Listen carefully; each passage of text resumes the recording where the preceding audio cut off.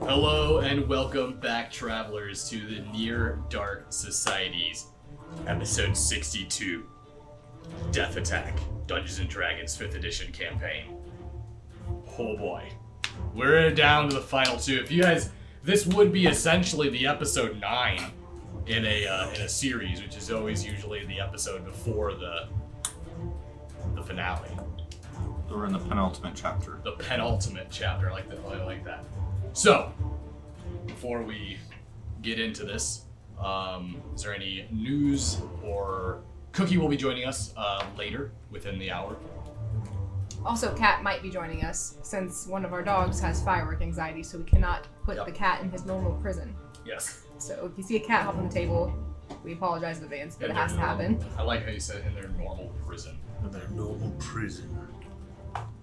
Hopefully everyone's enjoying their 4th of July. We don't really celebrate it, but, happy 4th if you do. 4th. Alright. Fireworks. A miracle. When we last left off, the race to Ezeltivado had begun. All of the pirate lords had emerged, their vessels and crew in hand, ready to siege the lost city. City of gold. City of dreams. Magic. Cortez, with his ships, the pirate lords, and their own vessels. No sign of ship. And here we have our Widowmakers sailing in a large rowboat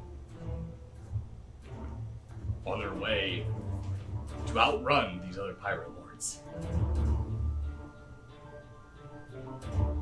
In a rowboat. In a rowboat. In a rowboat. And of course, we cannot forget Belthum Yuck. and his old Bela forces Gross. who have already made their way to Ezeltivado. And that's where we'll begin tonight. As the entire crew, and it's one of those real long rowboats, the ones where there's like 20 benches where there's just large oars that go into the side of the ocean on each side, and it's just everyone heave! Heave! Okay, this is not that bad. You do have speed. However, it is extremely exhausting to keep up with this level of athleticism. So if I could I get an athletics check from everybody? What if certain persons aren't rowing the boat? Not rowing? So you don't want to be rowing? No, I'll row. I would have, in the event of us having to all row, I would be in ape form, like a gorilla. So you're gonna turn into a gorilla? Yeah, with the added strength of... Okay, well, you just go ahead and give me an athletics check then. Why can't you turn into like a million dolphins and just pull us? I could turn into a dolphin. A singular dolphin. That's how it's gonna be. Nat 20. I got a natural 20. Natural 20. So 9. Really? That's what that means. We got nat 20s over Okay. here on this side. So that would be a 23. I need to check. Glad that we're wasting our natural 20s right at the Yeah. beginning of the game. That's a great sign every time. Bro, Hold on, I gotta this is pull up nothing. the, I use my pinkies. I don't care. I just stick my whole damn arm in there. That's a strength. Bro. Turns into a propeller. Athletics is strength based, yes, but you need to do it. It's an athletic skill check. Yeah, well, I gotta know the ability because that's what, it would be 12 for me. A 12? Yeah, with Okay. the +3 for the strength. All right. 12. Very well. Let's see here. Where did I put that track at? I know it's here somewhere. Just gotta find. Anyone listening, if you're also a Chicago by Night viewer, just putting in the little promo there. And don't forget to check out our Link tweet. Oh, you can our link tree on our Twitter to look at our merch store if you want to get that new What Would Alistair Do shirt. Yeah. Here we It's go. a sexy shirt. A. I thought it was. All right. That's nice. You notice that Of course it did. Marigold, as you all begin to row, gets up and he makes his way over to you, Jezebel, and as the ocean waves are roaring by the side of the vessel and there's this splash of seawater, you can start to see all the other vessels sort of gaining, moving ahead of us. Marigold kind of makes his way over towards you and goes, Jez, I really don't want to try and make this sound like this is a lost cause, but there's no way we're going to beat any of these. Yeah, I Ships. don't know what the deal is. Me and Ledger don't have a problem. We're just rowing away over here. Everyone's just slacking off. Like they don't care. No, it looks like you all do a really good job. Just, They need to pick up speed. They catch up with us. Okay, all right. Maybe a death threat. Maybe we give them a death threat. That might work. Boost morale. If only we had... And from this moment, this is where you all begin to hear the sound of a high-pitched screech. The sound of a animalistic roar sort of echoes and bellows out through the skies above as you watch as shadowy wings overpass the ships and fly above head as you see 1, 2, 3, 4, 5, all these winged creatures flying down, and with it you hear the shouts and holler of very familiar voices.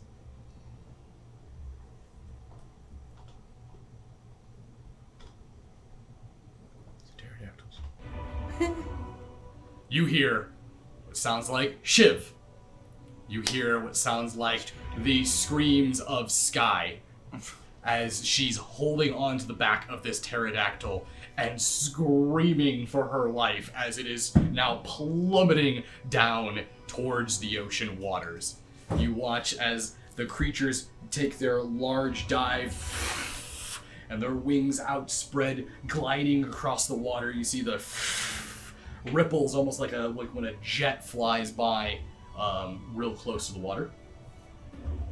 And as Shiv pulls the pterodactyl up, you hear him pick up that horn, and you hear the high-pitched scream of that necklace he wears.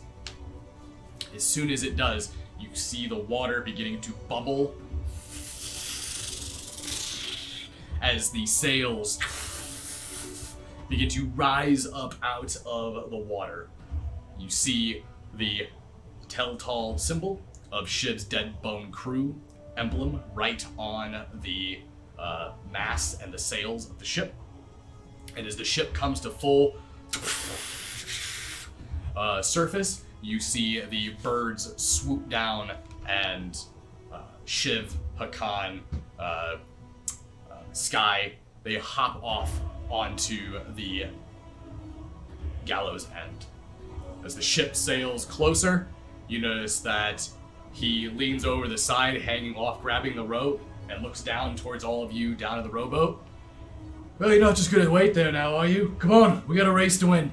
Yeah, I'm trying. Fuck off. We're on the same team, Fuck Jez. off. Okay, do you want to lose or not?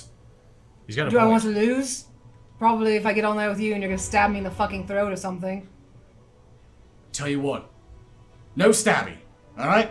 Oh, yeah. I'll just go and trust that. Right. Pirate's promise. Oh. Beautiful. Love that. You could say it's a parlay. No.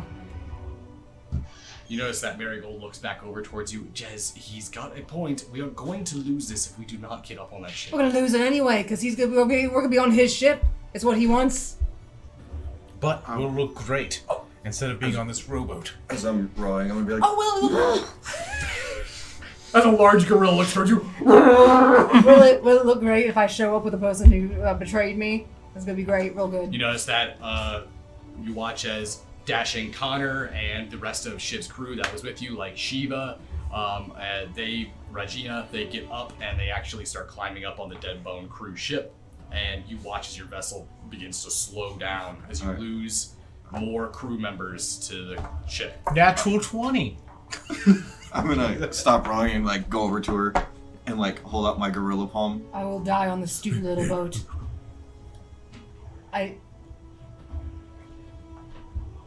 You guys want to get on that? You were going to get on his ship. You really do. And I'm gonna point at the other ships that are way ahead of us at this point. Yes, they are. They have definitely gained speed, and you know that his ship has the sails, the magical sails that will give you the advantage. Jez, we got to make a decision. It's a bad decision on your part. You guys are I really understand. killing me right now. You're killing my soul. Get on the fucking boat. Heave! As soon as that happens, you watch as the crew immediately, Barry stands up. All right, you land lovers! You heard her! Get up on the ship! And you watch as Barry gets up and he begins to move people as they all begin to climb up the ropes on the side of the gallows end.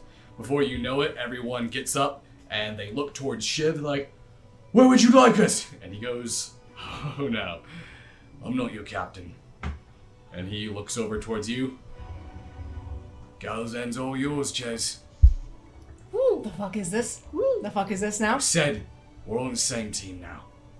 If you want to win, let's play. Oh my god, I hate this so much. Alright. I don't know the first thing about your fucking ship, Shiv, and how you operate it, so... Of course you do. You own this ship just as long as many of the ones here. Give the orders. We know what to do. Okay, I guess we'll just give the orders, just keep Sailing? sailing forward, I guess. Alright. You notice as soon as you do that, Shiv then turns, you are the captain! Bring the sails in! Full speed ahead! You watch as this moves up and Marigold kind of runs up and, sorry, everyone's like moving and there's a huge commotion of chaos as everyone's starting to swarm and move around him. You see him kind of move up. Jez, I do have something I could probably try to help us with this. What would that be? I'm gonna need Fauna and I'm gonna need Draven, and they're gonna have to know what the fuck I'm doing. What does that mean? I need people who can play music! I can play music. I need people who can play music well! Oh. Right. Yikes. Alright. I'll go fucking fuck off and find them then, I guess. I need people who are trained as musicians! Like the people you just said, Fauna, Mary. Yeah. What do you want me to do about it? They're on the ship, right? Alright, Fauna, Draven, please help! I got you, Cap. Or Marigold. That's good. That's nice. That's Thank- very. What? You want me to Now, make your Marigold. music? Alright, you watch I'll do it. Marigold. as Draven makes his way over and Fauna both make. You notice that Fauna walks up like, oi, what seems to be a problem? My arms are awful big right now and I got lots of ropes to be tugging on. What you gonna be stopping me about that? Alright, listen, Fauna, I need you to help me play some music. Can you pull out your mandolin and maybe you and I can be bards for once? Just for once, alright? We try it, just one time. Alright, what's your idea? You know the song Once a Sailor? Oi. Okay, that's a yes, right? Oi. Fuck it, alright, and Draven, do you know the song Once a Sailor? Yeah, I do. Okay, good, can you play it? I don't just play at funerals, I know how to play it. Yeah, yes, I can play it. Alright, good. Let's make us way to the front. Here we go. You watch as they make their way to the front of the ship. And as they do, I'll have to stop music for this moment, otherwise that tempo will throw me off. And as they do, you notice that Marigold begins to tune his instrument, and as he does, he looks so very, I was like, okay, Fauna, I want you to keep rhythm, and of course, Draven, because you have that very exotic wrist string thing, it's a Morn God. Morn God even sounds depressing. You use that, and you do strings, okay? Yeah, whatever. Perfect. Everyone sounds so excited to do this. All right. Can everyone give me a perception check? Real quick, like. Nope, I got a natural one. Okay. Too busy working on doing your job. Percent, 18. 14. 14. Okay. What'd you say you got? 18. 18. Both the two of you notice it. Up ahead, the ships that have gained not gained ground, but gained water on you. You notice that they've started to slow down. And you also can see that some of them are starting to no longer make straight lines. They're starting to split. They're starting to move starboard or, oh my god, my brain is port side. And as they begin to move their vessels, you can see a clear line up ahead. Not only do you see a Zeltivado, the outline of the island and the city there itself, the shining gold towers gleaming from the sunlight pouring down from the sky. This beautiful open blue sky. This is actually a quite wonderful day. And as you see, that pink sky, it's still sunset. You see that pink sky, that hue over the sky. There you can see what appears to be a blockade. Multiple old Bela ships there to intercept and stop the pirate forces. There are many of them. It looks like it may even be about an equal fight. However, with Cortez's ships here as well, you have numbers on your side. But these old Bela ships look to be massive. Each one of them a man of war. Many cannons are loaded and ready for naval warfare.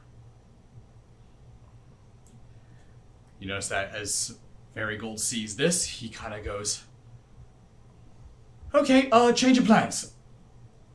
Fulner? Draven? I want you to focus spells on all the other ships too.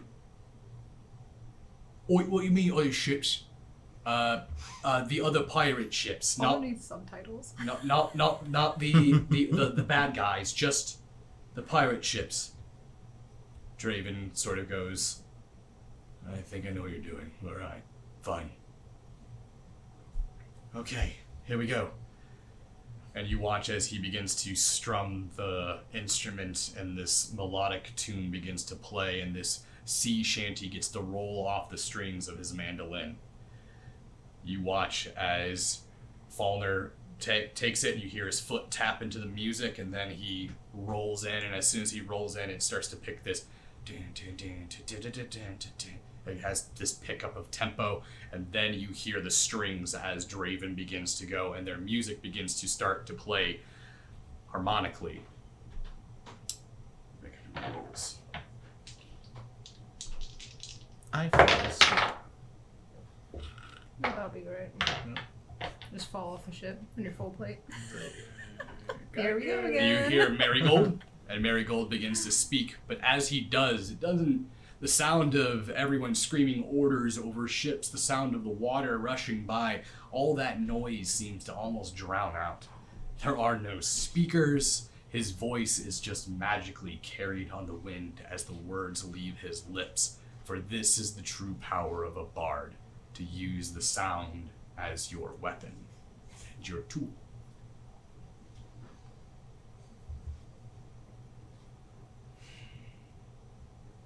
I once was a sailor, sailing the seas. I once was a sailor, born to be free. Once I was a sailor, but now I've become a pirate for the rum. You notice that as Falner hears it, you notice that Barry kind of stops and he makes his way up. And you notice that Barry knows the song as well. And as Barry begins to continue the song, once I was a farmer, plowing my fields. Once I was a farmer, pitchfork I wield. Once I was a farmer, but now I've become a pirate for the rum. Do Fawner! And you watch as it begins to Fawner, do it. move to each person. The music gets louder and louder and louder, and before you know it, that shanty spreads to the ships around you. You watch as it moves over to Tally Moonscar as she gives her little verse of the music. You watch as it moves over to another and another and another and another, and before you know it, the pirate lords are all beginning to sing this sea shanty, this combined song, and you see this magical dwemer begin to split and press over the ships. This magical boost of speed presses the ships forward and begins to take flight. You watch as it almost seems as though the ships skip along the water. They pick up great speed and begin to move forward. You watch as the song continues to go. It almost gets to the point where people even stop doing the work of the vessels, and everyone piles in, and you hear the roarous cry of these pirate lords as they move in. And eventually you watch as it moves to one of the last ships. It gets to the fetid tides, and you watch as this song just stops.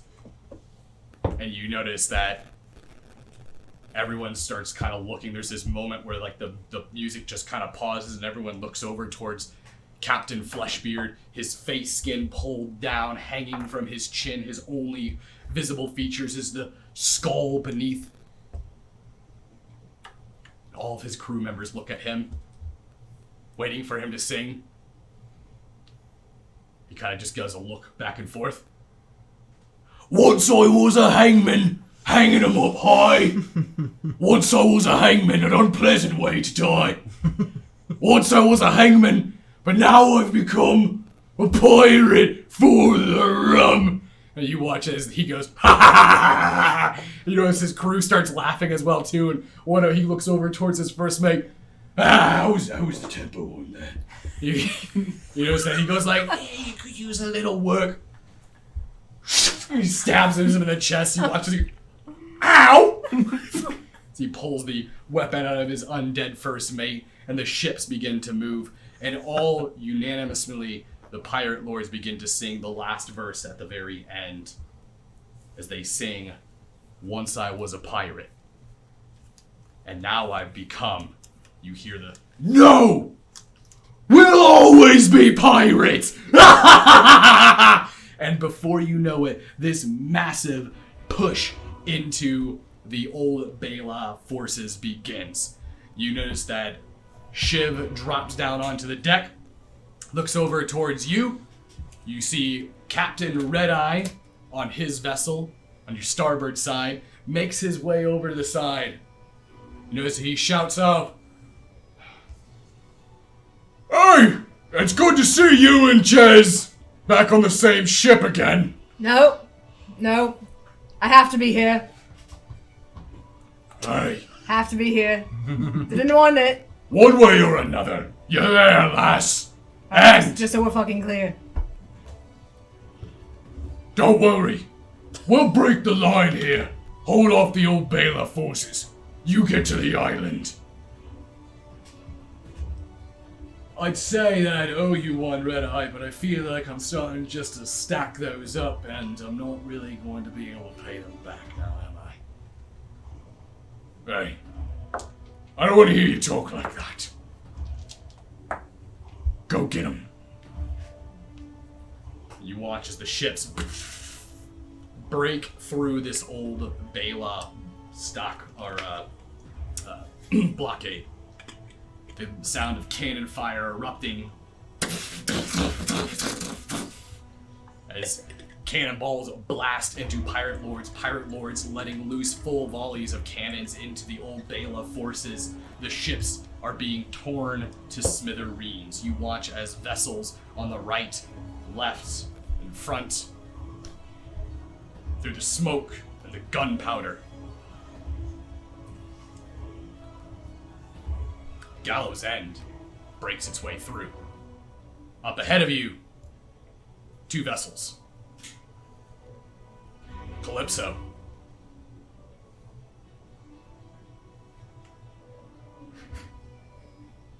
It's not Blow Boys. And the Blow Boys. Oh my god. How? Why? They're just blowing past us.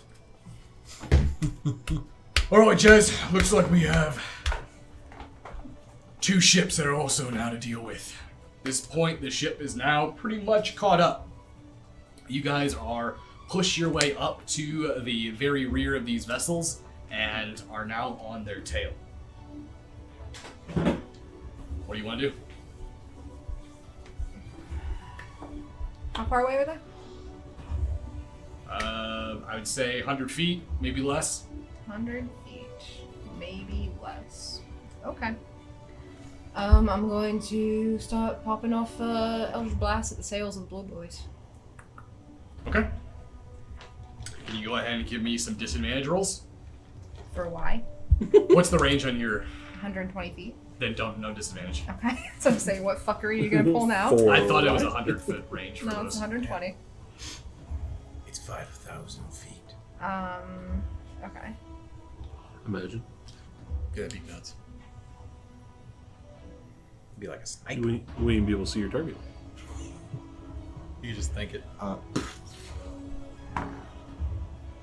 gonna drop all Oh shit. god. One. What? Oh no. You're critty. You were having a good time with that. It's not your dice one. last Okay. time. I got a natural 20 with it. The start of the fucking game. You fire off, and it just...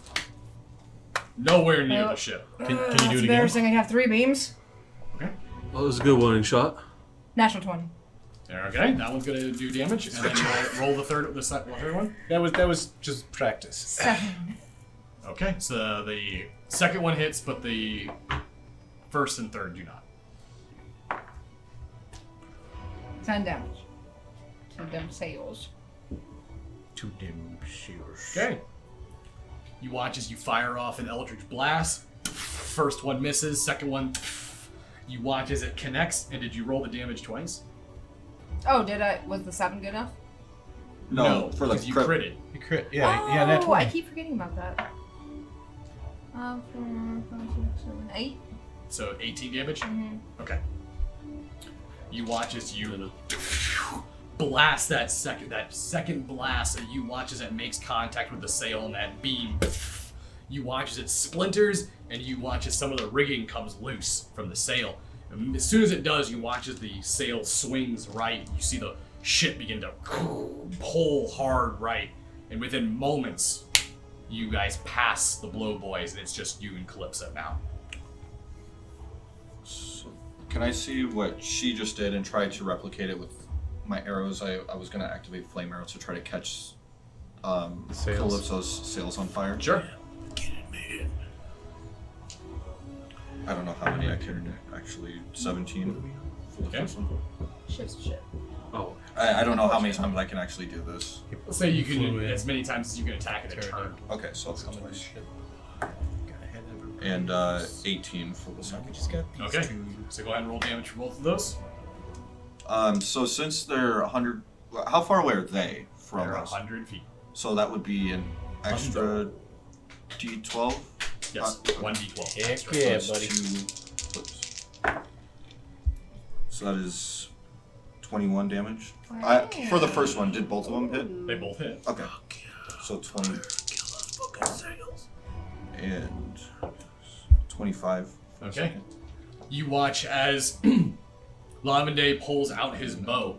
You guys look at the weapon that Lavende now holds as he retrieved it from Quetzal Khan. You look at these ethereal flaming feathers burning off the limbs of the bow. You watch as Lavende pulls a arrow from his quiver, and you see him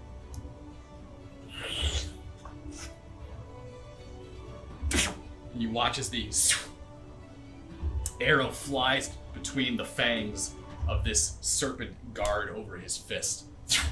You watch as the arrow takes flame. And there's a moment, this delay. before you watch as the arrow comes down and you see it hit one of the top of the sails and smoke begins to bellow up from the top of it. You watch as you see one of them swing over from the crow's nest as he moves over. You watch as he gets ready to start patting out and put out the fire on the sails before you watch as Lavende pulls his second arrow. And as it flies out, you watch that arrow and that individual patting on it. You watch it, and you see him fall back and hit the Nice shot, deck. Lavender. Thank you. I Watch really the like this whole new thing. bow that I got. I like it too. I would have watched the whole thing as he pulled it out and be like, Well, that's something, now, isn't it? Oh, and then if I may, I'm going to, because I can hold another one, the bow, the +2 bow. I'm gonna be like, oh yeah, I wanted to give this to you. You can have that. There you go. oh, Enjoy it. thank you. It's done very good for me. You can have it. Hand-me-downs. Yes. You watch as Sky makes her way over towards you. Lavender, did you see that? I was riding on those giant lizards. That was amazing. Yeah, it was. I'm a primordial. I don't know what that means, but okay. Yeah, there's a lot. I got to tell you. I was I'm a going guy. to, and I'm gonna like bend down and like hug her. It's good to see. I'm glad that you're okay. You notice as she hugs you and you feel her face press up against yours, you feel her face turn and her lips press against the top of your cheeks. And you hear her go, I missed you. Hey. I missed you too. And as you pull away from her, Watch out, Twinkle Toes. oh, that's right. Back to the action. Ah! But she kind of goes left and right and doesn't know where to go, and you notice that she just kind of runs off in another direction. Chad, saddle ball. You see Yeah. those sails begin to ignite, and before you know it, a large smoke cloud as Calypso's vessel begins to slow down. You take a wide berth from his ship. You see multiple cannon fire come out from the vessel as you pass it.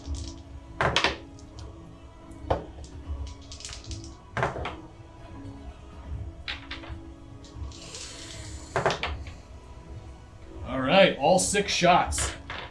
You hear cannonballs fired from Calypso's vessel towards you. Each one of them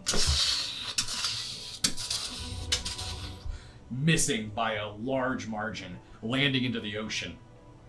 Before you know it, a cheer and holler raises from your vessel as people are excited, and it is very obvious now, looking from the vessels behind that are now dealing with the old Bela forces, and you look towards Calypso, who appears to be standing on the front of his ship. You watch as his men are eagerly putting out the fire. You notice as he puts his hands on his hips, raises his nose to the sky, and you watch as he just gives this devilish grin. Before he turns around and it looks like he makes his way back into his ship. The vessel is approaching Azeltivado. As you look towards the shoreline, it appears that you're coming up to a city dock. This is a magnificent city. Ancient elven spires, more than 300 feet high. You see immaculate sculptures, structures. This is probably even rivals the beauty, majesty, and the architectural wonder of the great city of Neve. It is truly a sight to behold, and as your eyes lay upon this, there's a moment of pure awe. Could everyone please give me a will save? Oof, 12. I'm rolling really bad today. Nice. Don't roll your dice. Oh, wisdom save? Yes. What's it? 17. I need to keep saying, I need to say wisdom and not 10. will. It's the same thing, but I was looking for will. I was like, fuck, I lost it. anyone score over 20? Nope. Okay. Never mind. You notice that Barry turns and looks over towards you. All right, Captain. Are we talking? Yes. We shall dock now. All right. You are prepare for docking. And You guys ready for docking? I'm always ready for docking, Captain. I've been wanting to dock my entire life. Today's your lucky day, mate. Legend, you up for some docking? I can't wait to Yes. dock with you, Fauna. Why are we laughing about this? Logic, I'm really excited to dock with you. You and Fauna at the We're same all going to time. dock together at Okay, the same this time. is sounding really weird. Hakan kind of goes like, I don't understand. Why are you all excited that we're gonna dock? I'll tell you what, if we all live through this, we'll It'll explain be it. interesting to dock with you, Hakan. What does that I'm mean? gonna tap him on the shoulder and be like, I think they're making innuendos. It's a joke. It's not a It's joke. a joke, we are laughing. Haha. Very funny. It is very funny. As the crew Widowmakers. prepares, the vessel docking. begins to slow down, and the ship makes its way up to the dock. Widow dockers. Oh my god. As the ship pulls in, you notice that the gallows end makes its full halt. The anchor is dropped onto the dock, and you notice that as soon as you do, there already appears to be a commotion in the city. You can hear the sound of what you could only imagine to be a warning bell, or a bell that a city would play when they were under attack. You can hear the ringing echoing throughout the streets. You can hear the sound of fire. You can hear the sound of screaming.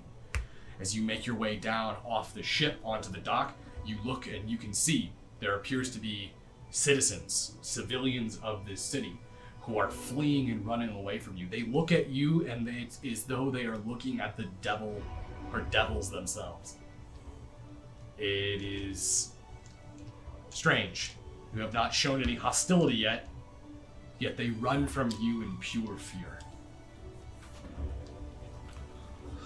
You notice that Shiv gets off of his way, and he points. He points towards the tallest spire in the city. Right there.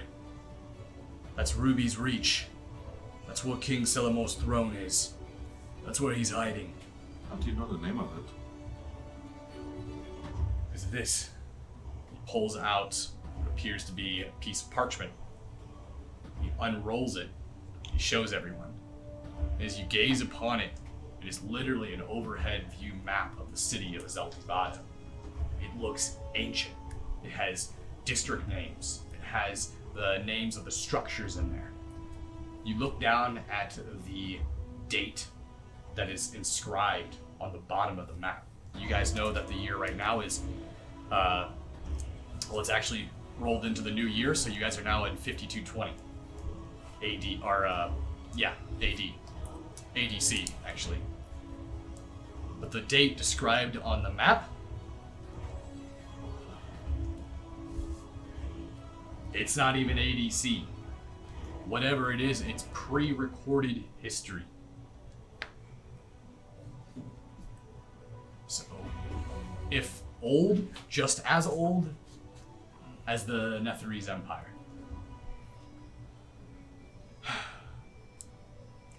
So, I know this city like the back of my hand. I have studied this every night for the last year. There's a pathway that we can make our way there. He looks over towards the rest of the crew. If Jez is okay with it, a small strike team needs to move in and take down Selamore. The rest of them, the rest of us, need to make a decoy here in the city.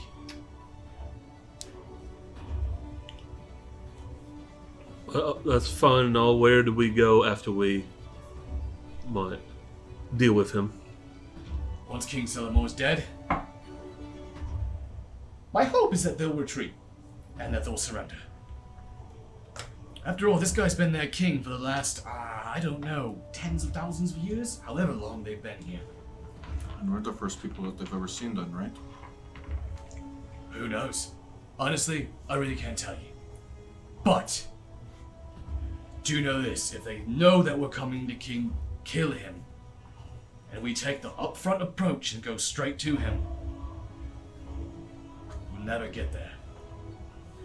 The spire has very good defenses, but there's a back door. They made We docked and now there is a back door. As much as I love innuendos, this is really not the fucking time. I'm sorry, I'm just really stressed out. That's how I'm dealing with it. That's how I'm dealing without punching you in the throat right now in the middle of your little Alright, fucking well, after we're done description. with this, you can punch me in the throat as much as you want. Thank you. So, there's an old escape tunnel that moves through the city. It's used for royals to get out in case there was an emergency. We can use that to get into the spire. I think I can do that. We can do that. It's up to you. I'm game for it. You notice he takes the map and he hands it over.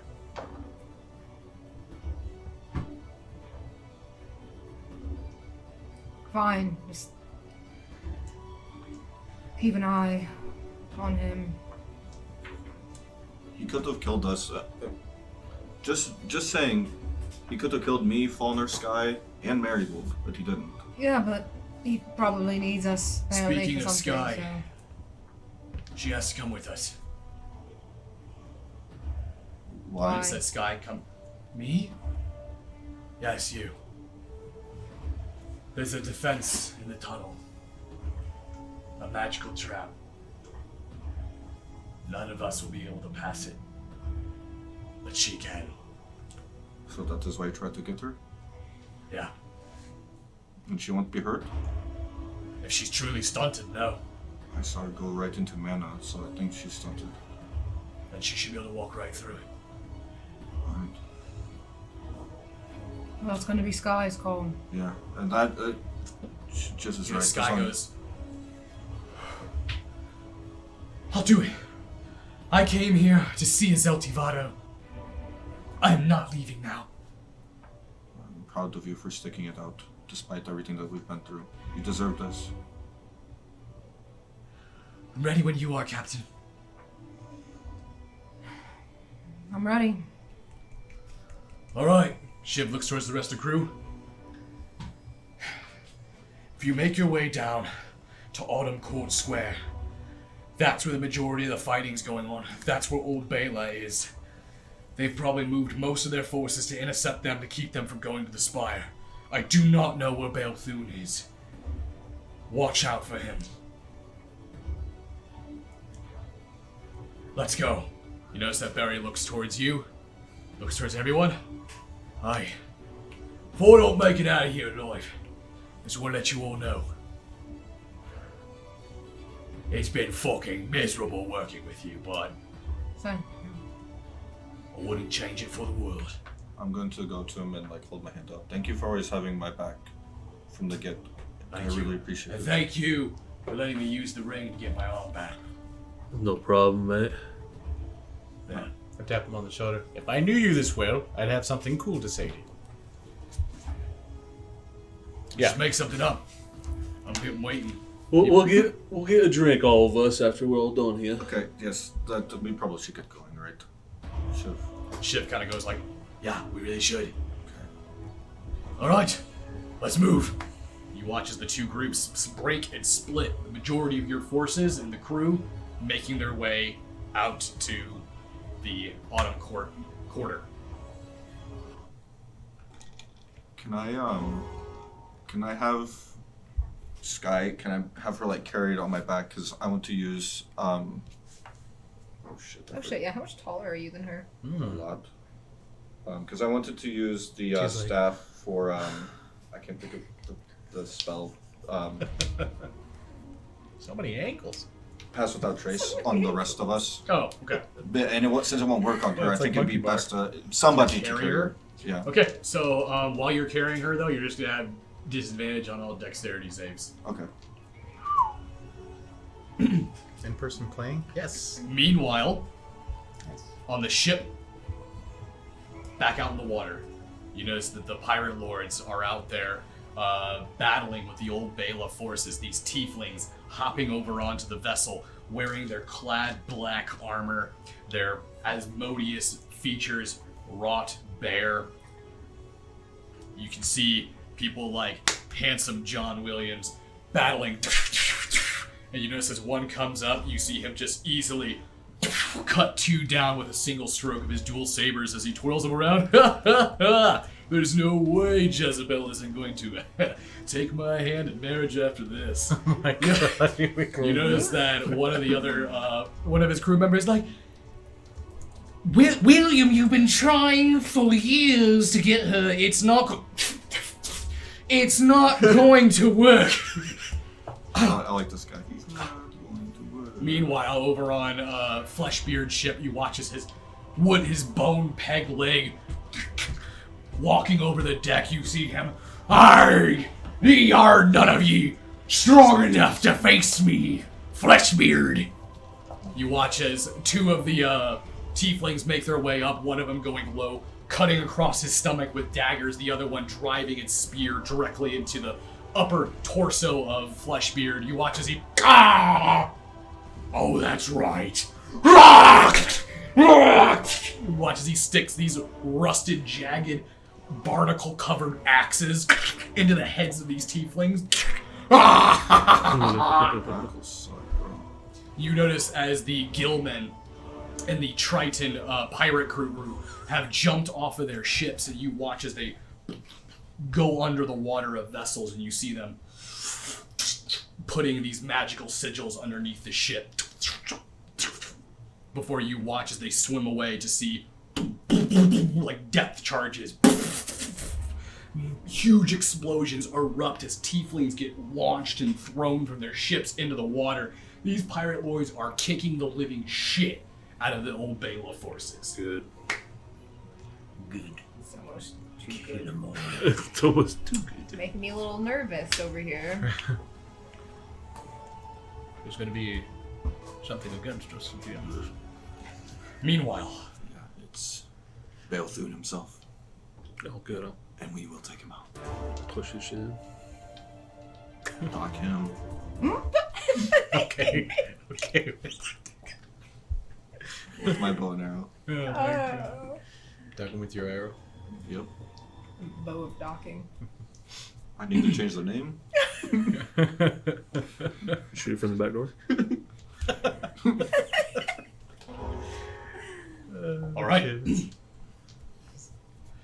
follow Shiv to where you come to what appears to be like an old water fountain. It's stuck within the wall of one of these this large grand staircase. It's kind of don't think of it as a city water fountain. Think of it as one that's in the wall that spits water out that people would drink from. You watch as he makes his way up. I'm pretty sure this is it. Let's see here. Right here, and you see him press in on the upper head of the face as there's this elven face that seems to be spitting water out. As he presses in on the top of the head and presses down on the bottom of it, you watch as it pushes in. You see this stone drop and recede into the ground. All right, here we are. Birthday logic. Let's go. Let's go. Let's do it. And you guys take your way into the tunnels, You stole your sound. and you feel yourselves going down. We have different ones. Yours is And as you descend, Mine's like. you hear that stone rise up behind you. You notice that Shiv goes, "It's actually not too far. Once we get up here..." Wait a minute. Hold on. You notice that Shiv, "Stop!" just stop. What is it? You all stop. Give me a perception check. Natural one again. I got a 4. 9. Man, I'm just admiring these walls. What is this, limestone? This is Anyone really nice. get below 10? I did. Definitely. Okay, Faulkner, maybe you're just not paying attention, or maybe it's The diamond's dying. maybe you're behind a few people, so you just can't quite get a good Oh, that's some, view. that's some shit. It's Just made a almost short logical, joke. honestly. It was meant for you. A figure stands in the tunnel. Oh. You hear their boots clicking. It's about to get dark. You don't see anything, though. It's like the darkness just surrounds them. Until you see the fine white hair and that gray skin. See Kaz. shit.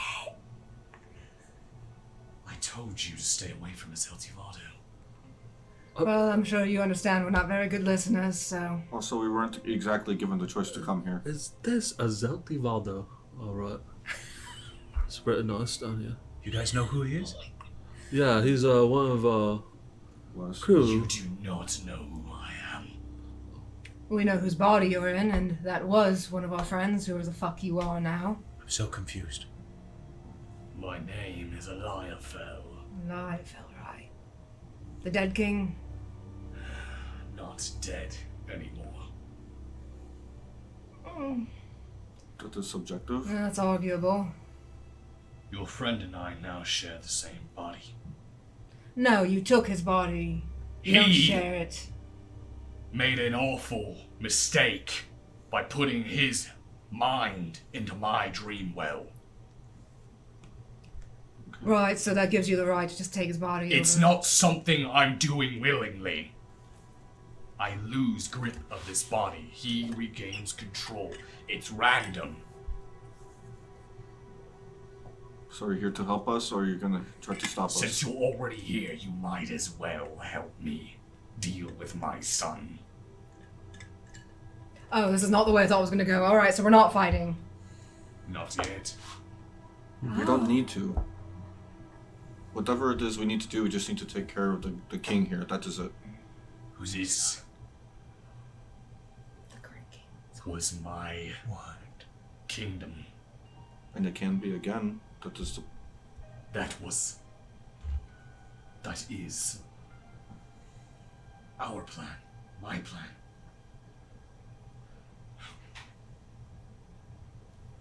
And you bring humans here. Yeah, I was a human. Am a human. This human is gonna help you. So Well, maybe watch it. You know, however old you are, the things that you believe are kind of different now. People help each other. And we don't have much time, so we need to get going.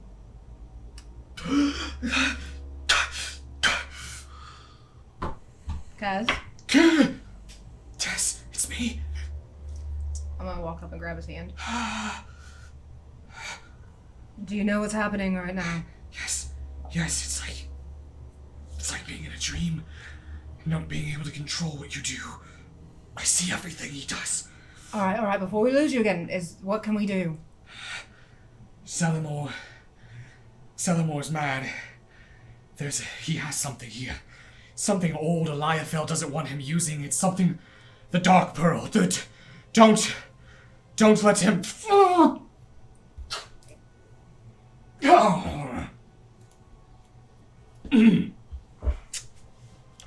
What the fuck? Oh, welcome back. Well, thank you for that recipe, Kaz. That was really nice of you. He told you about the Dark Pearl. I can hear and see everything he says. Whatever that is, again, we got to get going. We don't have a lot of time. There's a lot of people here. I don't mean to make you move faster, but... He's right. This reunion's nice, but we have something we must do. Fine. Deal with my son. I have more important matters to attend to. You watch as he turns and you see him go invisible. You know how creepy it is to see Kaz talking like that? That's really weird. Yeah. Really weird voice. I agree, and I thought he was going to help us, maybe show us where the traps are. I'm sure there's traps. We already need Sky. I'm sure there are other traps. Maybe he put them down. Oh well. I guess I got to get going. Shiv looks towards him. Looks towards all of you. You notice he's shaking. Starting to lose your grit? No, I'm fine. It's nothing. Let's go. Watch as he makes his way forward. You notice Sky looks up and goes, That was weird. I don't know what's wrong with him. Probably alcohol withdrawals. Alright, let's go. You all move forward? Yep. Yeah. Yeah. Perception from you three, and then you, nothing. Okay. 22. 13. 21. 19. 19. Anyone get over 25? No. Okay. So the group moves forward. You notice that Sky stops and holds your hand. Lavende. I don't have a lot of time. We gotta keep up with him. While I was with Shiv, he told me things about him and Jezebel, things that Jez doesn't know. It's evolving what happened with her. With her father at Ravensgrin. It's something here. It's something here that made it happen. How is that even possible? I don't know. But he's scared of it. That's the same look he had when he talked about it. So what should we do? How should we approach this? Let's just be wary and cautious. Whatever it is, we need to take care of it. Alright. Let's go. I'm going to catch up. As we're walking, I'm gonna kind of I'm gonna like lag behind and wait for the group to kind of go forward and grab Shiv to try to pull him back from the group. Okay. No. No. What the fuck is going on with you? I've never seen you act like this before. Nothing's going on. Just we need to get to Selimul. And what's with your voice? What's happening?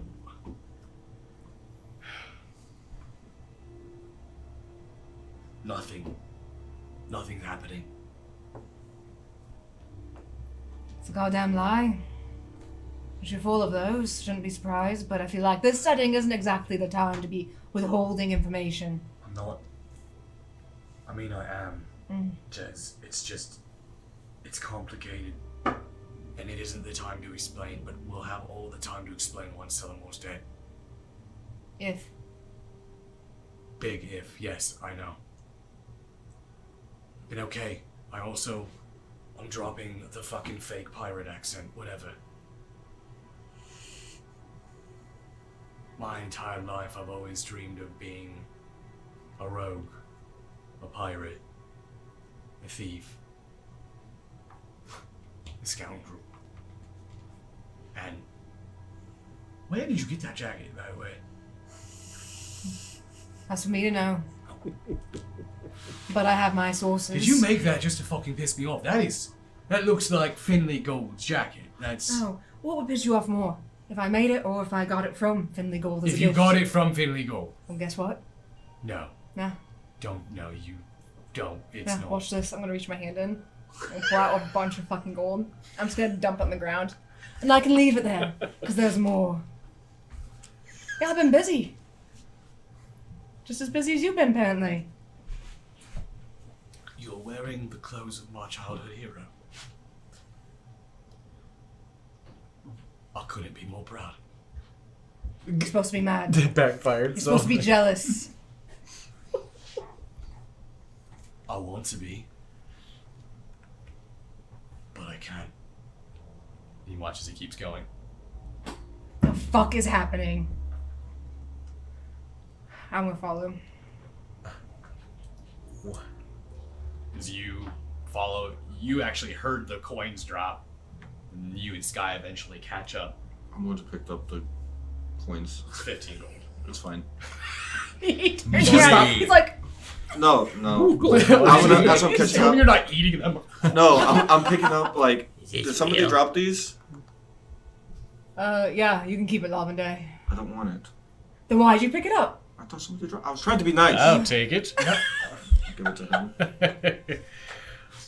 Arrows for after. What? You eventually get to a stop. You notice that the pathway ends, and what you see before you is this clear water. The bottom of it is pure gold. You see coins and cups and chairs and golden statues. Beautiful gold. And it glimmers and shines up from ahead. You can literally see it. It almost illuminates the darkness of the room. As that ship stops. Alright, here we go. He's gotta cross this. I'm gonna look at Fauna. Fauna, don't touch anything. I wasn't. Just admiring it, looking respectfully. Were you gonna touch it? Can we? No.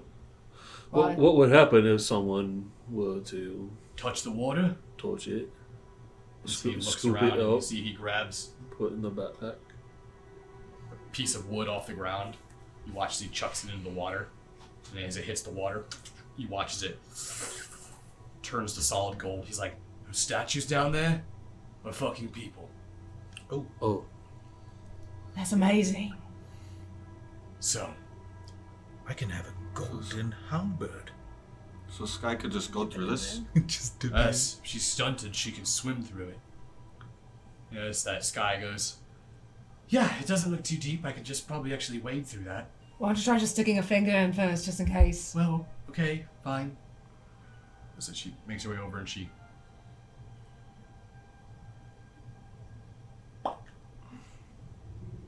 Nothing happens. She is stunted. Wow. Yeah. Okay. I thought that she went right into mana and nothing happened. I dip my longsword into it. I'm thinking about dipping something in it too. You want to dip your longsword into it? Yeah. You pull your longsword out. And you... Just the blade. Just the blade? Yep. As you dip it in there and you pull it out, Does it start going up to my... it... When you watch as the water drips off of it, it creates these little gold spots on the ground beneath you. Be careful. I'm gonna wait for it to dry off. I have a golden longsword. Why do you think that's fucking cool? Wait. That's an... Isn't gold the softest metal? Gold is a soft metal. Another Oh, weapon's no. just gonna cut right through it. Who Fuck. said I'd use I'm this not doing for what I was battle? gonna do. I can sell this. Oh, he has a point. You can sell it. You have another weapon? Let me see. No, No, I'll- you know what? We're wasting time. So is there a way to get across this? Did you know? Yes, on the other side there's a way to drain the water. So this is what Sky was for then? I'd imagine. Yes. Doing this list one more time. The chat is killing me right now. You watch as Sky goes, alright, well, I don't want to get my clothes wet, so I'm just going to take my shoes off. And she watches, she takes her shoes off, and she looks back. Can you all turn around or something? Alright, sorry. As she gets undressed, you hear the sound of her plopping into the water. She's holding her clothes above her head. Watch as she passes over. She's like, it's weird. I don't obviously feel anything. It just feels kind of like water, but it feels thick. And then she gets over the side. You hear her throw her clothes over, and you hear her crawl out. Okay, give me a minute to kind of dry off. Please be careful. I'm fine, Lavende. I don't know if there's anything down here that will attack us. Like a giant spider, just pick her up and carry her away or something. That is A possible. gold-plated giant spider. With our luck, that would be possible. Watch out for giant spiders. Gold-plated ones. Okay, I'm ready. You turn around, you realize that she's fully dressed again. You can see there's like a big gold water spot where she got up out of the water. Yeah, okay. She makes her way over towards the wall and she goes, is it this? Yes. Grab that, turn it all the way. She begins to turn this wheel. And when she turns it, you hear the sound of the water beginning to...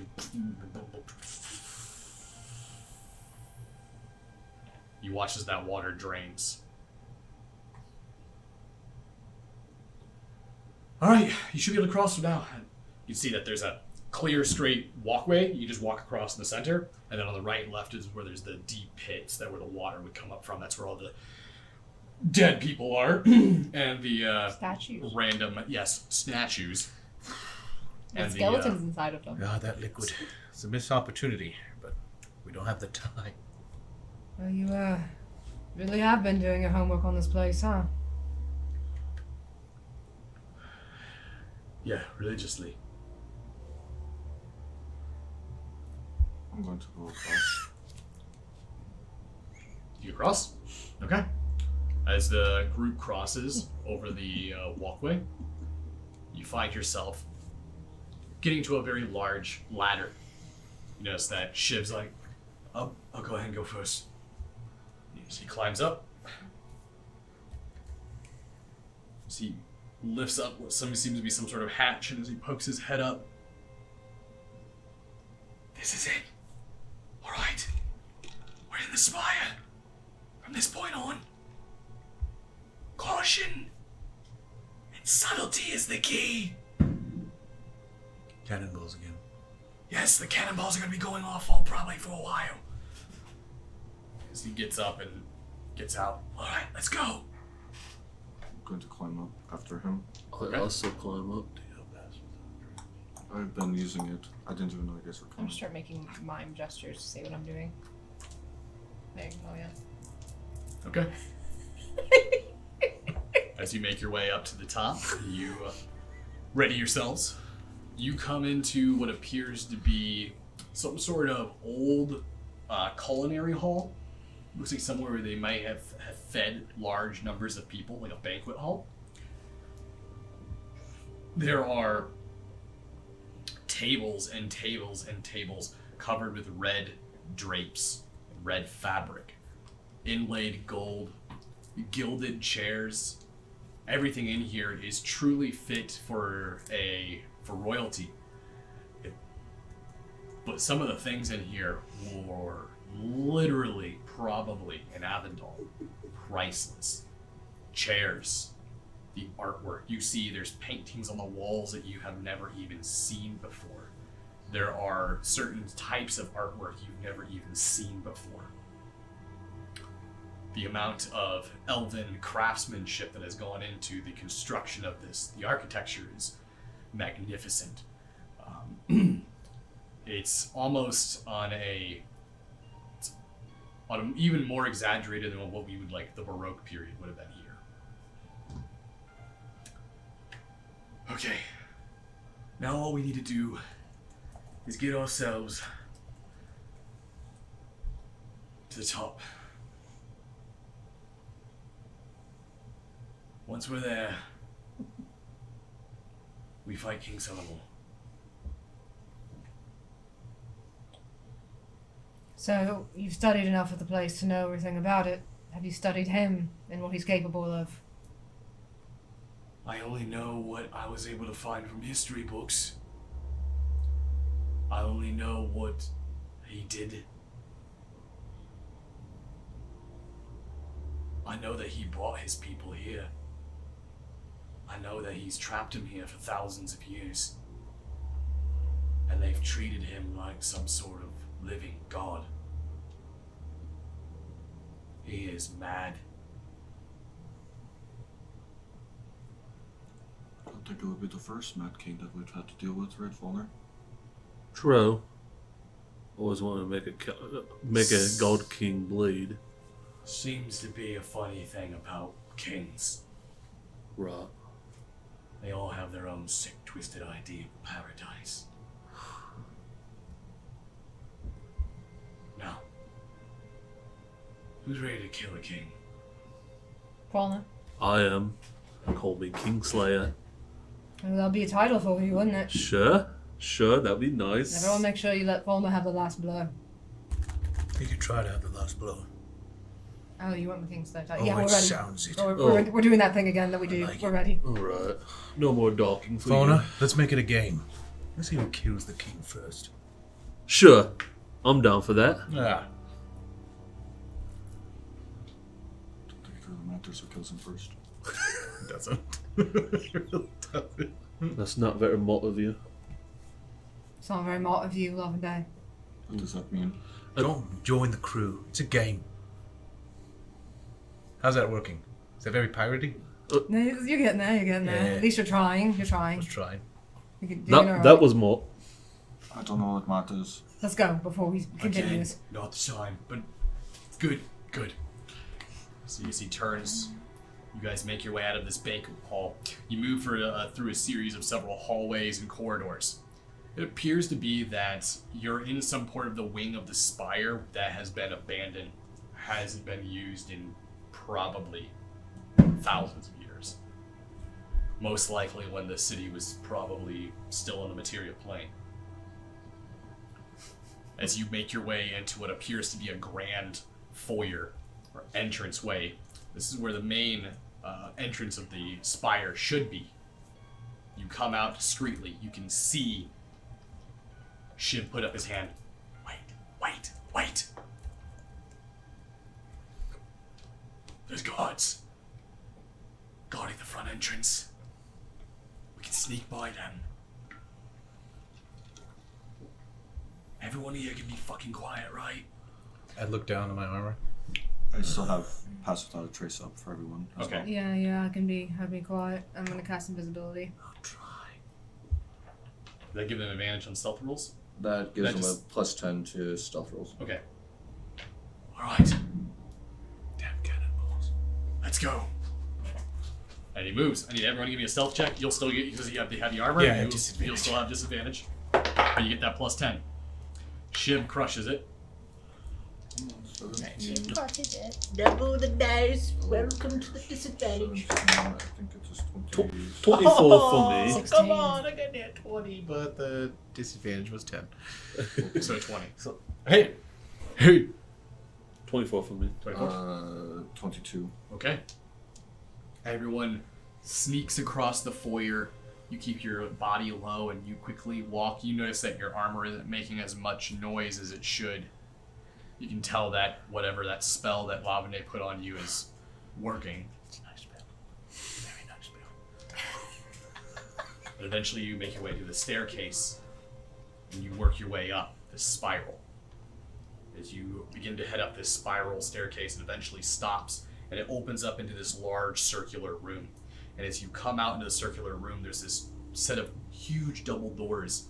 Shiv makes his way up and presses into it. Immediately, steam rises out from the double doors.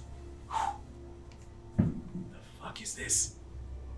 As he opens it and pushes it, you know, as he moves in there, it's like walking into a sauna. In fact, that's literally what it is. You go in there and it appears to be an elven bathhouse. Steam is rising up. Immediately, Shiv stops and goes, as you all walk in and you see there's probably about 30, 40 naked elves, female, male, all in a sense of some sort of euphoric, drug-filled, let's just say, they are enjoying a sense of ecstasy. There is a lot of hedonism that is being performed. To this guy's eyes. Doesn't need to see this. You notice that I don't Sky want to see kind that. of. They don't. You look at them and you realize that they don't even seem to notice you. They completely look by you. You watch as Shiv makes his way and he walks by it. The room is lined with pillows and you can see these large elven hookahs, smoke rising from them. We're coming back here for sure.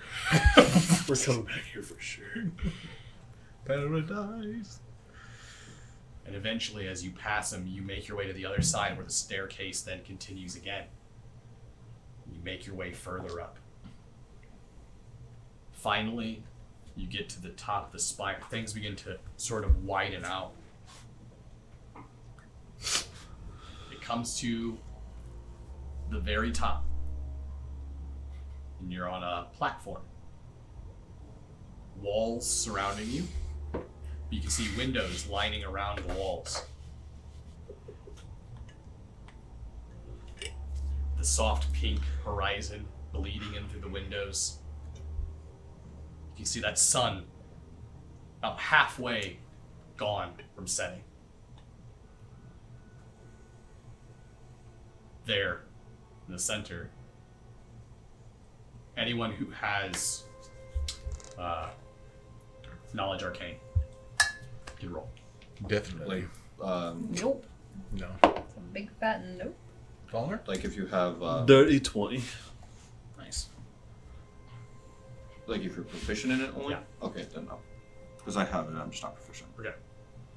Father, you recognize that the center is a transmutation circle. This will take you to. This must be some sort of teleportation. I think this is a teleportation circle. Right here. Ah, you're right, yeah. So, we're gonna have to take this and it's gonna take us up to the top. Are you sure that's what's going to Yes. do? I don't know if you noticed from the outside, but the top of the spire isn't connected. I didn't notice that. Come on, Sky. We can't just leave her here. You can't go through it, that's right. I thought of that. You watch as he opens up his backpack and you notice as he pulls out what appears to be like a sleeping bag. You watch as he rolls it out. Okay, Sky, I need you to get in here. Okay, what? Why? It's just gonna be for a moment. It's gonna be very dark in there. Just hop in. When we get up there, I'm gonna let you out. Okay. So he opens up the bag, and she makes her way in. You watch as she puts her foot in, and then she puts her other foot in. She goes, "What's happening? This is deep. What is this?" He's like, "Okay, so it's a portal, but it's a free open one. So there's no magic. It's already there in the bag. It doesn't have to affect you. Essentially, you're walking from one plane to another. It's just once you're in there, there's not going to be any air. So we'll have to do this quickly. Yeah, we will. So take a big breath. Yikes. Okay."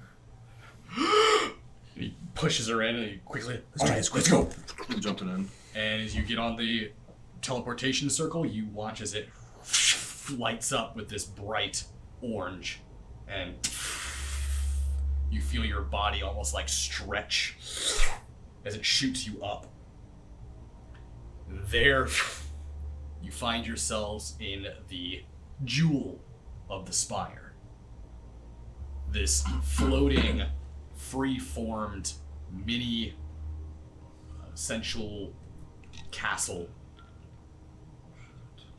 This throne room.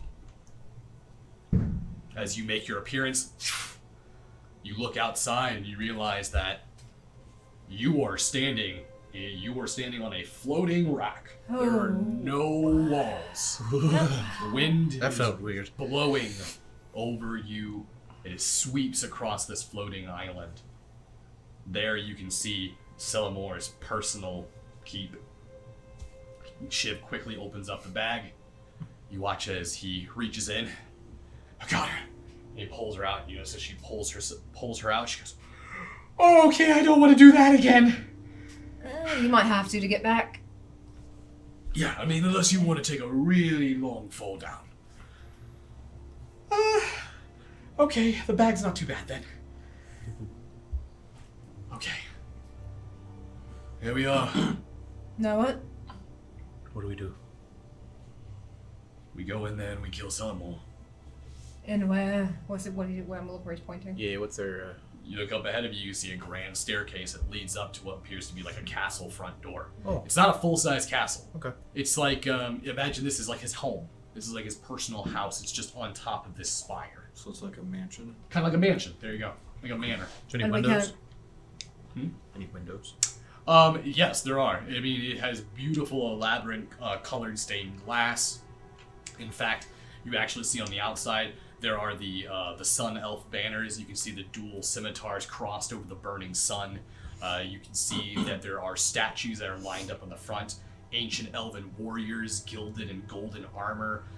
Symbols, very heavy solar symbolry here in the area. What would you all like to do?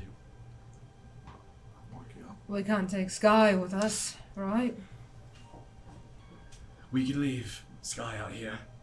We should be safe out here by ourselves. Sky, can you hide? Yeah, I could find somewhere here I can hide for a while. What do I do if things go wrong for you guys?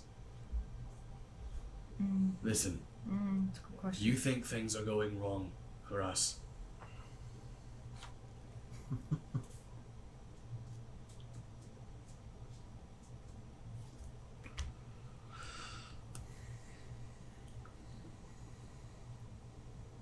Pulls off his necklace. Hands it over towards her. Grabs it. Now, magic doesn't work on you. But this is a magical item. Blow on this. Blow on this. It's gonna let the rest of the crew know that I failed. They'll come for you. Grabs it. That sort of feels like running. Yeah, it is. I don't want to be useless. You weren't. You got us here. Only you could have done that. Okay. Good luck. Notice that she turns and walks away. Let's get this over with quick. Quick as we can. How's everyone feeling? Fantastic. Not the best, but you know. A little pain. But I'll be alright. I'll manage. I'm going to start walking towards the door. Okay. Is there one door? It's one door. Let's do this. I mean, no copyright here. All right. As you make your way up, you notice that the door is already slightly cracked. I have invisibility up still, by the way. Just so you know. Okay. Invisibility. An hour. It's only on you, though. Okay. As you press on the door, Shiv opens it. The door is open wide. Shiv walks in. There you come across this large throne room. You can see it's long, rectangular, sun elf banners, both sides of the room hanging down. The long red carpet that runs towards the middle. The huge burning throne with large metal golded and gilded flames behind it that rise up to the sky. You can see the contorted faces of what appear to be like warriors screaming and shouting through the flames. You're starting to get the sensation that the Sun Elves, although they were beautiful, glorious, artistic, poetic, they were also fierce warriors. 6 warriors. All throughout this room, you see what appear to be people frozen and gold statues in various forms. Most of them appear to be revolting and rearing in fear. You notice that on the throne itself, there you see what appears to be a elf sitting there. Long black hair running down over his shoulders. You can see by his side a spear. See as he picks up the spear and lays it over his side. You see on the right and left of him there appears to be 2 full plate armored elven soldiers standing guard.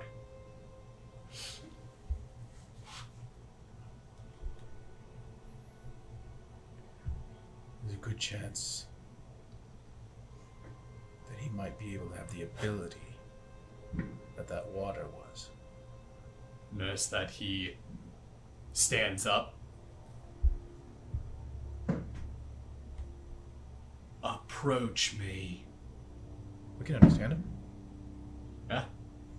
I'm going to approach. As you all walk, you hear him begin to speak. You've besieged my island. You've attacked my people.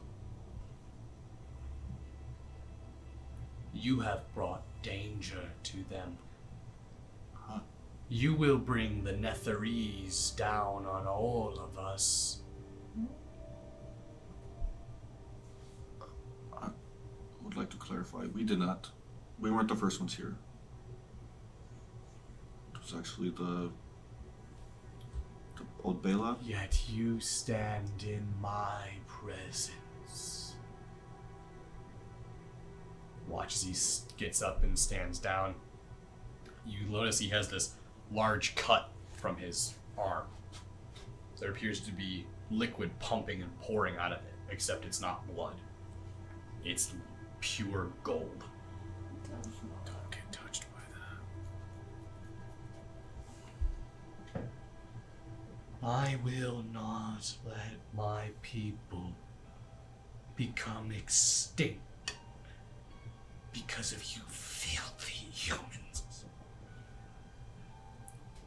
I don't want his people to be extinct. I don't want none of That's us. all you want! To kill us! Every last one of us. I did what a king needed to do. What a king must do. And I respect you for that. But we're not here to kill any of your people. We want your people to not be dead. We prefer it that way. And that's when you hear Cortez's voice. Yeah. Oh, fuck. As you watch as Cortez's invisibility drops. Is this why you kept us rolling perception? I see we're on the same page there. And as you watch as his invisibility drops, he speaks up. You are mad. And I am not here for your pathetic people or your city. I am here to conquer and enrage and bring glory to Tuchakal. As he pulls his saber, you know, he makes his way forward. Now, relinquish your kingdom. This is good. We can see how he fights. Notice that King Selnor I'm gonna fight as well as the king. makes his way forward. That's what I was talking about. You want to conquer like the Netherese. Did they send you? Did they make you come to face my fury?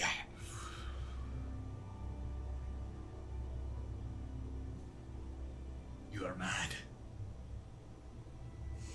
No. I am righteous. And you watch as he cups that blood in his hand. You see him throw it across. And as it sprays across, you watch as it strikes Cortez in the body. What? What is this?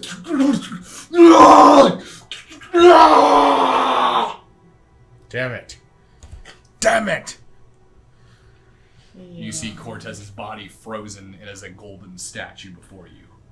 I feel like I should be upset by what I just saw, but I'm not. Yeah.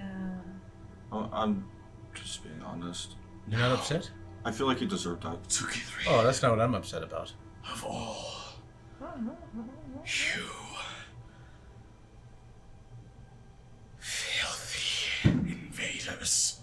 Roll initiative. Quit. Boy. Is that whole interaction over a minute? I haven't rolled over. Yeah. Can I use my know your enemy? Dirty 20. To study? Guess what I got? Yeah. Dirty 20. 22. Oh, fuck you guys. I literally got. I haven't rolled over 10 today. I guess you could give me anything. It's up to you. It's not very cash money, have you? No, it's It's fine. a strength score, dexterity score, con score, armor class, HP, total class levels. You know that he has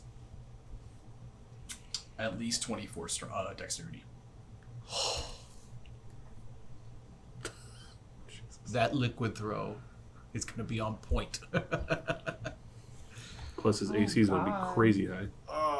Man, I only got 14. Okay. Well then. You will do good.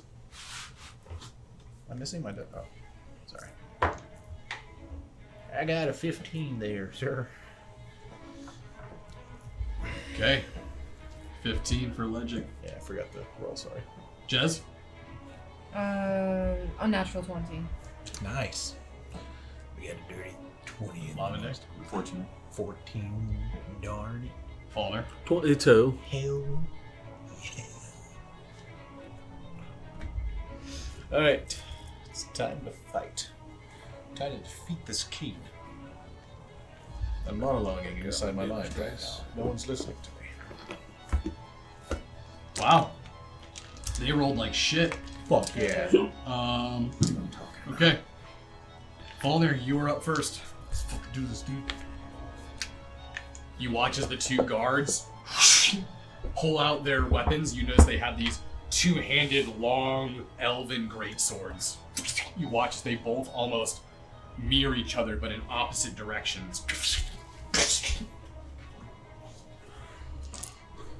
I'm gonna start my Did they move? turn. Nope. With Giant's Might. That's my third one. So I'm gonna become large. That is a that's my bonus action for my action. Oops. Fuck it. I'll just attack with the Skullbreaker. Okay. Who are you attacking? The armor guys came up forward. They didn't come forward. They're still Said right they- next to him. Yes. Alright. They just changed stance. They changed stance. How far away are they from me? Right now, 20 feet.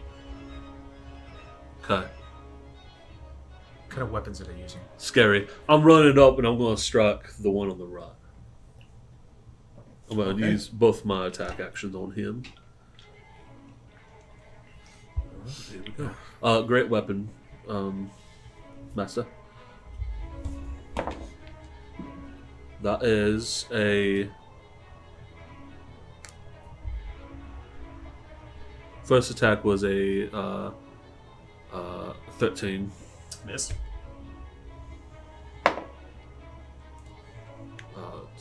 20. Here we go.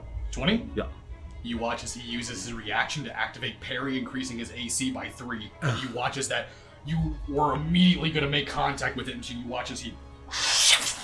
You watch as sparks glide across Scarbreaker as his blade deflects the weight. You almost like move your weight forward, and you realize, oh, these guys know how to fight. Which one was that? Whatever. It was one of the guards. On the let's right. see here. What's my walking Reaction is speed? gone. I use 5 feet to move back. Okay.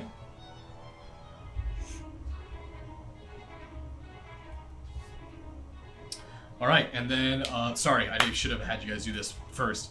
Everyone that is within 60 feet of him, can I get a wisdom saving throw? It's going to be 16. Is it fear? I failed. Is it fear? It is, Dude. yes. Dude. I got exactly 16. Whoa.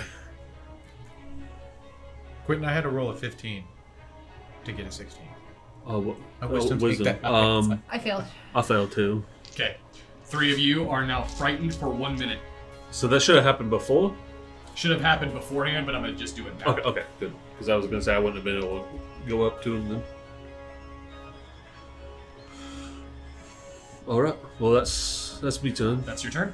He's a little intimidating. That's Who's this from? Smart here. From the king or the Jez, two you're up. soldiers? Well, that frightened thing really put a damper on my fucking plan, so... Isn't that just negative ones though? No. Which They frightening? can't. Frighten means that you can. You have disadvantage on all ability checks and attack rolls of the source of fear if it's within line of sight, and the creature you cannot willingly move closer. Actually, since there's 2 of them, you need to roll it twice. So you guys go ahead and roll it twice, because right now I crushed that one. Natural I 20. failed. I rolled an 18 on my roll. Okay. So.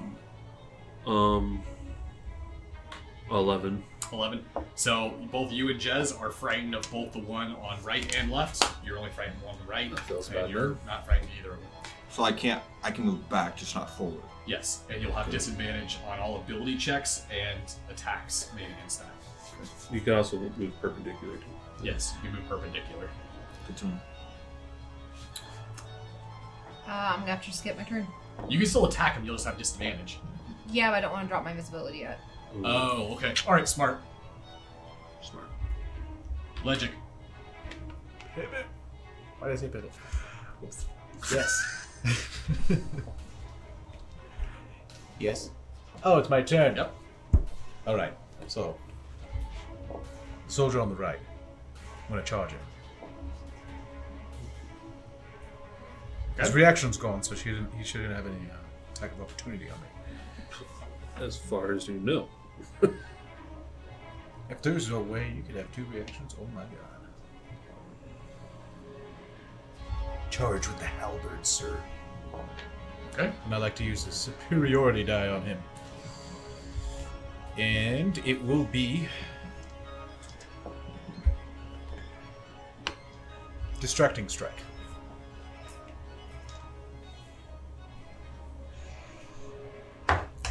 Hmm. 16, 8, 24. That is a hit.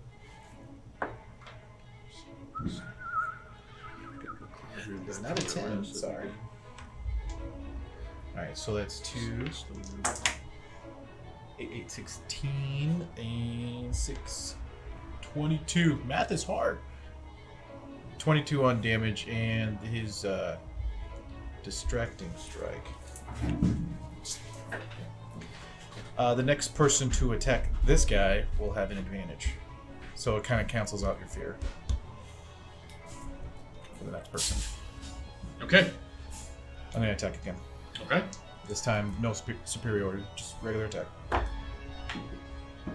Miss. Those are the 8. Again. Right. I don't think I get a crit on this. It's 19. Okay. Pretty sure. 19 is a hit. 19's a hit? Yeah. Oh, this one was definitely higher than that. It was like a 28. Okay. Alright.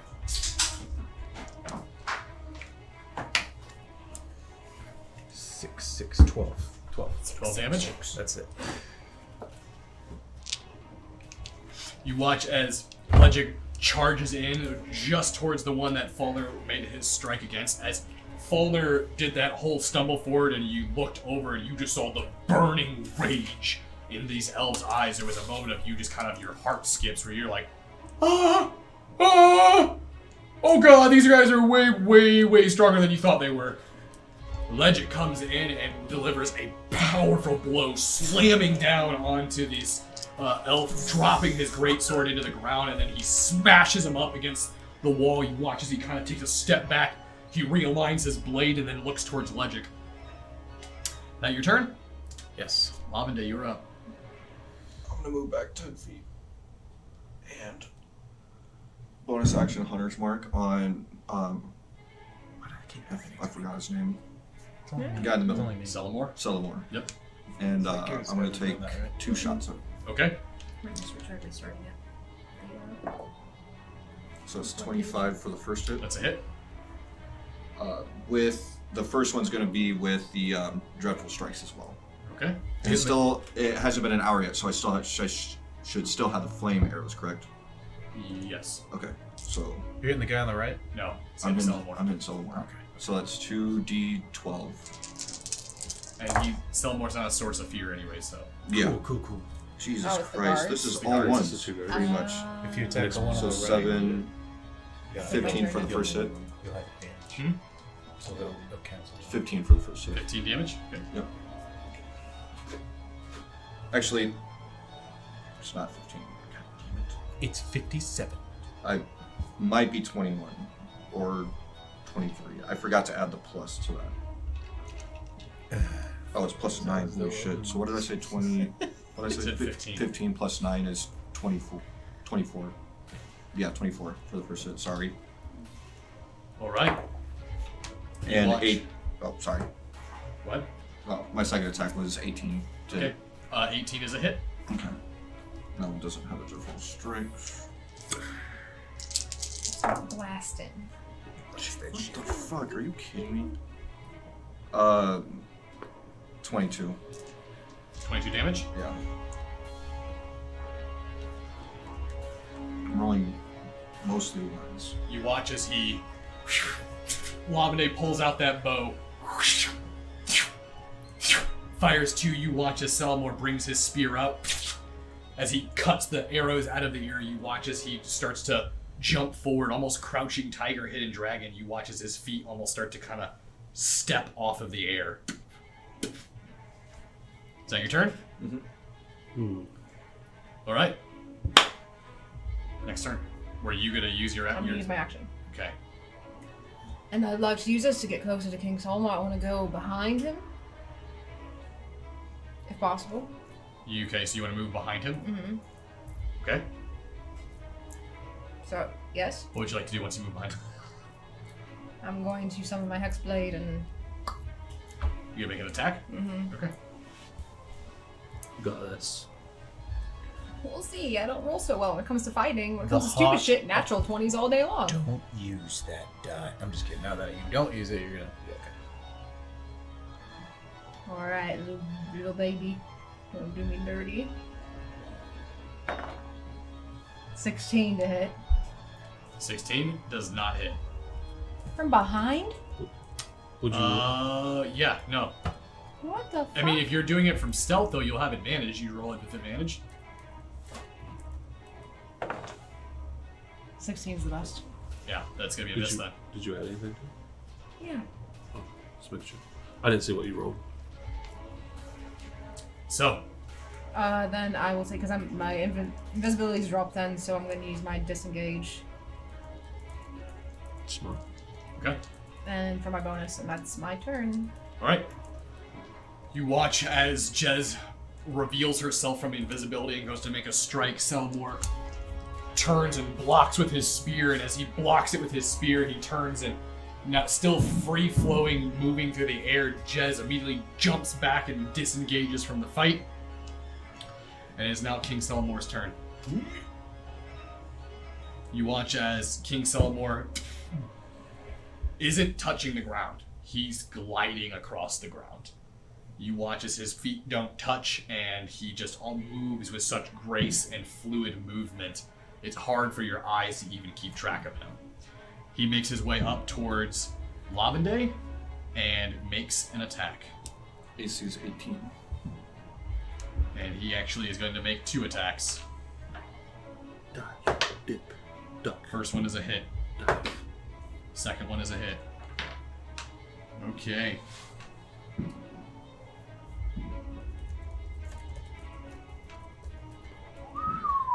Okay. You watch as he brings his spear up. He flashes with an instant. You watch as that first one strikes across Lavande's body. You watch as it rips through that tiger pelt and rips it off of his chest.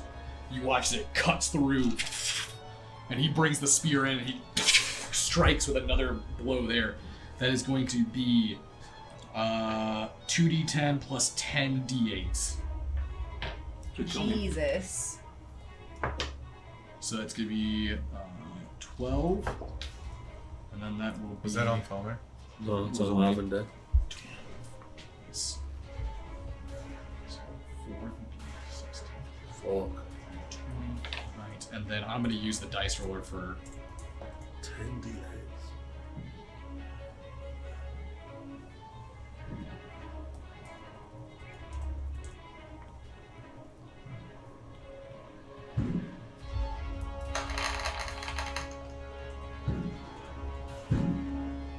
Man, they really popped those fireworks That's going to be tonight. 42 points of Cannonballs. damage, and it's fire damage. You watch as the spear ignites with flames as it rips through and strikes on Lavande. You watch as a streak of blood just rips out of Lavande's body as he steps back from it.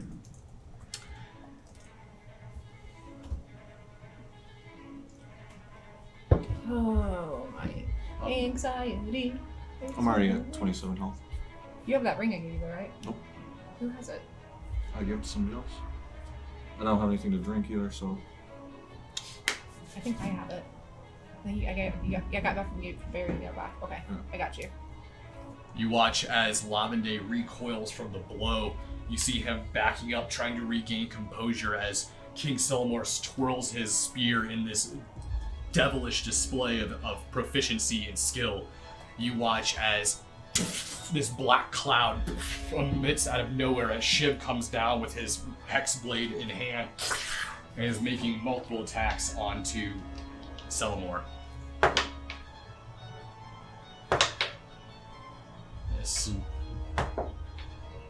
Natural 20. Fuck you, man. I feel like that shouldn't be a fuck yeah for the DM to say. NPCs Fuck yeah. Fuck yeah, my NPC is hitting the boss with a crit. At this moment. I thought I Well- was saying fuck yeah for the boss. I was like, okay. So that's a stealth attack, He said too. he wanted to be a player. That's broken. So it's going to be 32 points of damage. You watch as this black cloud just flashes of cuts as it almost like a nightcrawler bamps over the other side. One of them, Selmore, is able to block. The next two strike him from both sides. You watch as he gets lacerated on his ribs and on his shoulder. You watch as gold begins to spill out of him and drip all over the floor. You watch as the floor begins to turn to gold beneath his feet. Stay away. That's a phase 2 thing about to happen right there. Well, I know a phase 2 thing. Okay. Up next is Lodrin fighting you guys. He turns towards you, his greatsword in hand. Roll your eyes, Sunderell. And he dashes forward. He's on top right. He's looking super high. Can I do an attack of opportunity? How? He's in your attack range. You don't get an attack of opportunity when people come in. It's when they leave. Are you Unless sure? Yes. Yep. Yeah, that's how it is. That's how it works. You have to use brace in order to do that. That's true. Okay, he's gonna make 2 attacks towards you. That is gonna be, one is a 29, and then the other one is a 22. Yikes. They both hit. Okay. So that is going to be. Okay, I'm just gonna. Yeah, okay, I'm gonna do this. 4d10. Woo! Roll that. Can't wait to feel this. So that'll be 26 plus. Where's there's the D. Plus 1. 5. So 26 points of slashing damage plus 6 points of fire damage. As he brings his greatsword, you watch as he 2 quick lightning flashes just render and put this nasty scorch scar over your chest plate as you kind of spit blood up from the blow. And he immediately uses his bonus action. You watch as he face steps. There's this burst of like fire. And he lands right next to Lord King Selmore and in like a guard position. Fuck.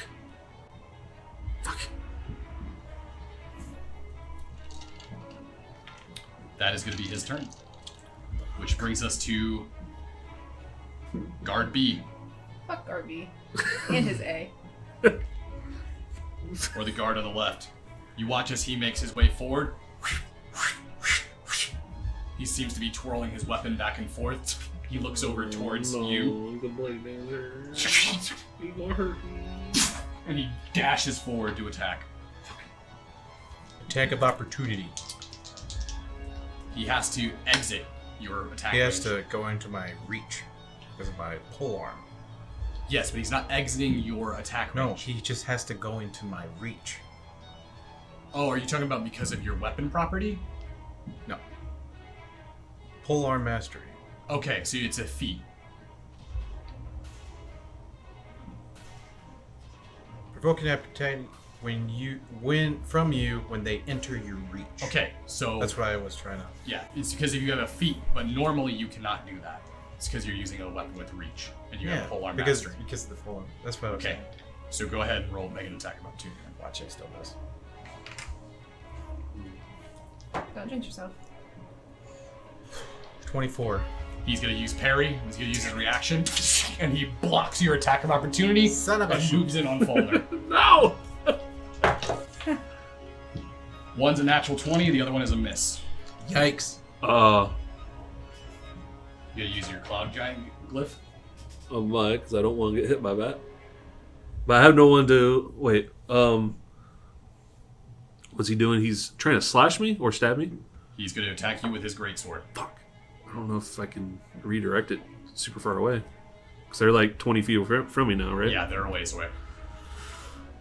Can he redirect it to open It space? says when your creature you see within 30 feet of you is hit by an attack roll, you can use your reaction to choose a different creature other than the attacker within 30 feet of you to become the target of the attack instead. Using the same roll. How far is the Would that work? What was it? How far away? Up to 30 feet Yeah, away you from could, them. You could put it onto another individual. Can I put it onto the other knight? Yeah, sure could. That's what I want to do. So is it like I only have that. That Strength that was the only is, time or I could you use just that. I was like- saving for a net 20. So that's gonna be 4 d10s and 2 d8s. That is going to be 37 points of damage. And that is going to... I did not want to get hit by that. You watch as he puts that slash across you. You watch as your cloud giant glyph creates this like illusion of fog that sort of shrouds you. And as the slash goes through, you watch as the one guarding King Salamor, you watch as a slash cuts his back open as it rends through his spine. That's gonna be his turn, and it brings us back to the top of the round. Fulner, you're up. And I'm still feared. Yeah, but from the right one. You're fighting the one that was from the left. I got feared from both of them. Oh, yeah. I felt It hasn't been a minute. Oh, no, that'd be- one round is so that'd be 6, 12. Shit, it's for a minute that we're Yeah, it's a feared? minute. Oh no. 6, 12. what's for a minute? The fear Frightened. effect. Yeah. That's going to be like for this whole fight. 36. Yeah, because it's only been what, 2 rounds. So one full round is 42 seconds. So after this round, Will be the fear will be gone. Did you attack him? No. Can I can't go towards Salamon, can I? Because the knight's right next to him. Right. Correct. Then I'm just going to try my best to hit this one that's right next to me. Okay. It's at disadvantage, right? So this helps. Alright.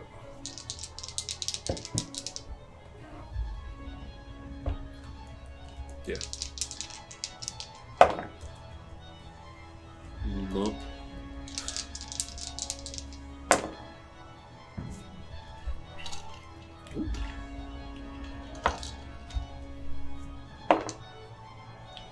That was 15. It was no, the other one was 16, I think. So 16, yeah, it'd be 25 or 26. The one, the last one, 25 or 26? yeah. When he rolled it, it hit the other one on accident. So- I was pretty sure it was a 16. He says a 15, but either way, it was a Okay, 25. so that's a hit. It was lucky enough to roll a 1, so you got to roll it again. Fuck me. It fucked me so wrong. That's 18 damage, sorry. And then for a bonus action, I'm sorry, 11 dash. Can't really do too much from here, but I will do my best.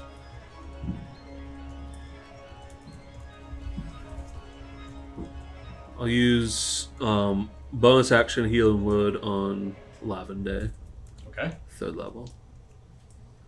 So that is, I'm just going to use this 3d4. I'll take one roll, just so you know. In my turn there. Because I can't really move, really. So, Legic, it's your turn. It would be Jez's turn, but she moved her initiative. So, yep, you rolled 12. You rolled for 12. Okay. It's your turn there, Legic. Right. I'm scared to go up to the other. The guards. Yeah. But they're still the king. I don't know. You know, you succeeded on both of them. What are you talking about? Oh, did he? Yeah, Or just us three? you didn't get any Yeah, fear. you're the only one I that's know that, but clear. with them being together, They're not. I thought Just just two of two. them. Celamore and one guard is together. I'll go to the other guard then. So the B guard. B guard. The one that's right next The to one you that's and me. one right next to you and him. Oh. I guess keep track of Oh, shit. that's right, Wow. because another one came in. Yep.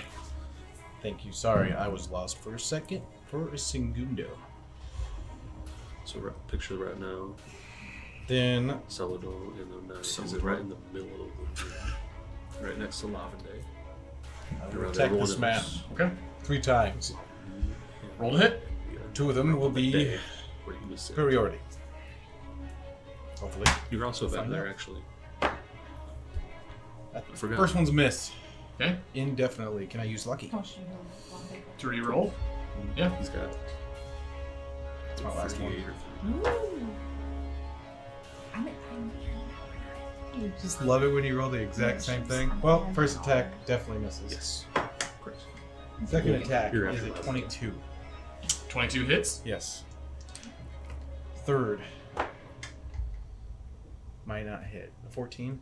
14 is a miss. Alright, I just got one, boys. Just one. Same. Where did my die go? Okay.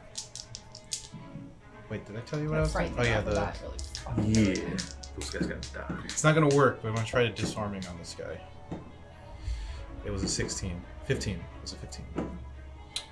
He's got to beat a 16 for strength. I think it's 15. Let me check real quick. Fireworks? I can. It is a 16, yes. Strength. He'll probably beat it, but I would like to give it a try. He does it. Oh no! What'd you I hate say? What you just did. I just ejaculate out your nipples. Hobby Jig on the lactating over here. nipples. He So, does. I He does basically for sure. missed disarm attack. Okay, so sorry. That was only 14 on damage, but with the 14? disarming, so that was great. I'm going to use my feet to hit him with the back end of the halberd. Okay. 15 doesn't hit, does it? No. Okay, that's it. That's all I got. So, Legic moves in, trying to get swipes with the heavy blade of his halberd. The elf is too quick and is able to read his movements too easily. However, with a cheeky move with the tip of his weapon, he's able to come up underneath and disarm the greatsword. You watch as it comes up, and he comes back to strike him in the head with the pummel of the halberd. You watch as the elf blocks it, and you watch as his hands come up. You see he takes some sort of almost martial arts stance. You see his legs sprawl out, and his fists go on fire. Oh no. Can I still continue my turn before you go on? Even more. Sure. Can I move back 10 feet? Yeah. Because I didn't move yet. Yep. I want to give it a try. Okay. So then you're gonna get an attack of opportunity. Fucking do Okay. it. Okay. Kick his ass. Kick his ass. Well, he gets an attack of opportunity. Okay, so that's gonna Don't be kick his 26 ass. points of damage, or 20, not 26 points of damage, 26 to hit. That hits. Okay. Jesus. It's So like, you- he said, fuck the AC, it's gone. So you watch as his hands get imbued with fire, and as he makes his way up, you watch as he goes to punch, he leaves trails of embers and smoke as he goes to strike towards you. This bitch has fire hands? He's a monk. This was supposed to get I better. didn't know monks did I that. didn't know disarming him made it worse. Me either. No, I made these enemies. Yeah. Okay, yeah. So he uses Fist of the Summer Court, and you watch as his knuckles lead dents into your chest. Oh. You watch as it leave these craters. It does 28 points of damage. Can you feel We gotta get out of And you see your chest metal heating up. It casts heat metal on your armor. So you're gonna take another D10 points of damage What? on your turn. Do they have a water spell?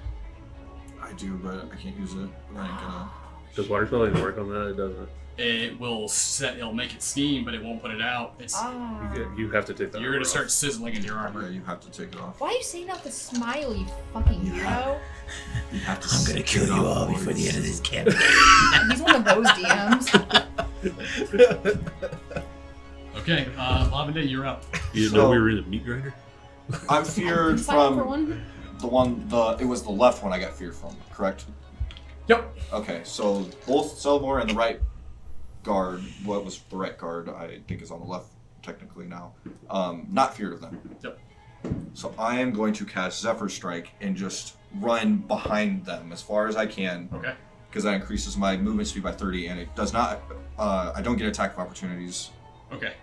So as soon as I run, like I'm running like 40 feet, 50 feet, and as I slide in, as I turn around, I'm going to take 2 shots at Solomon. Okay. The first one's going to be attack of at advantage though, because it's upper strike. Okay. Oof, that was so close. 29 to hit for the first one. 29. Yeah. That's a hit. Yeah. I'm going to go ahead and roll that because it's a lot of D, because I'm going to be using Dreadful Strikes as well. So. Okay. So 10, 6, 22, 31 for the first hit, 31 Alright. damage.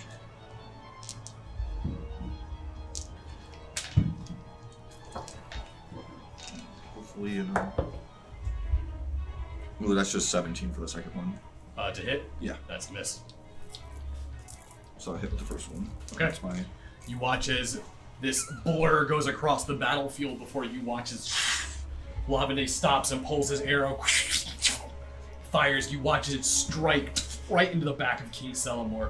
You see him hit, and he rears back and sort of stumbles forward before you watch the other guard moves towards him and speaks in Elvish. You watch as he puts his hand and he. Is that your turn? Yeah. Jez, it's not your turn. Bonus action dash over to Lavender. And then I'm going to pull that ring out. Put this on now. Get out my flask with endless alcohol, basically. I don't care if you don't like it, you have to drink it. Just keep those, you need it more than I do. And I'm going to, can I attack still? That's going to be your turn, because if you're using your bonus action to dash over, then you're going to be using your action to hand him and give him those items. Okay, then that's my turn. Okay. No, that works with both food and drink, right? Just the drink. There's alcohol. Alcohol. It's the, the drunkard. Yeah, it's the Ring of the Drunkard. Oh, okay. She can eat or drink anything and get That's health my from own. it. Ah, all right, that's a right. magical spell that she has. Okay. You watch as Selamore is now bleeding from multiple places. Huh. You see him bring his hand up. And you watch his wreaths of flames.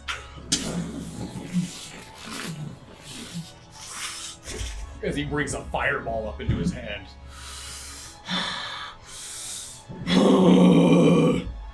He looks over towards where Falner and Legic are standing. And he fires it in your direction. So, Just use the ring. No, you roll first. How If you don't get it, then Bat you use swing.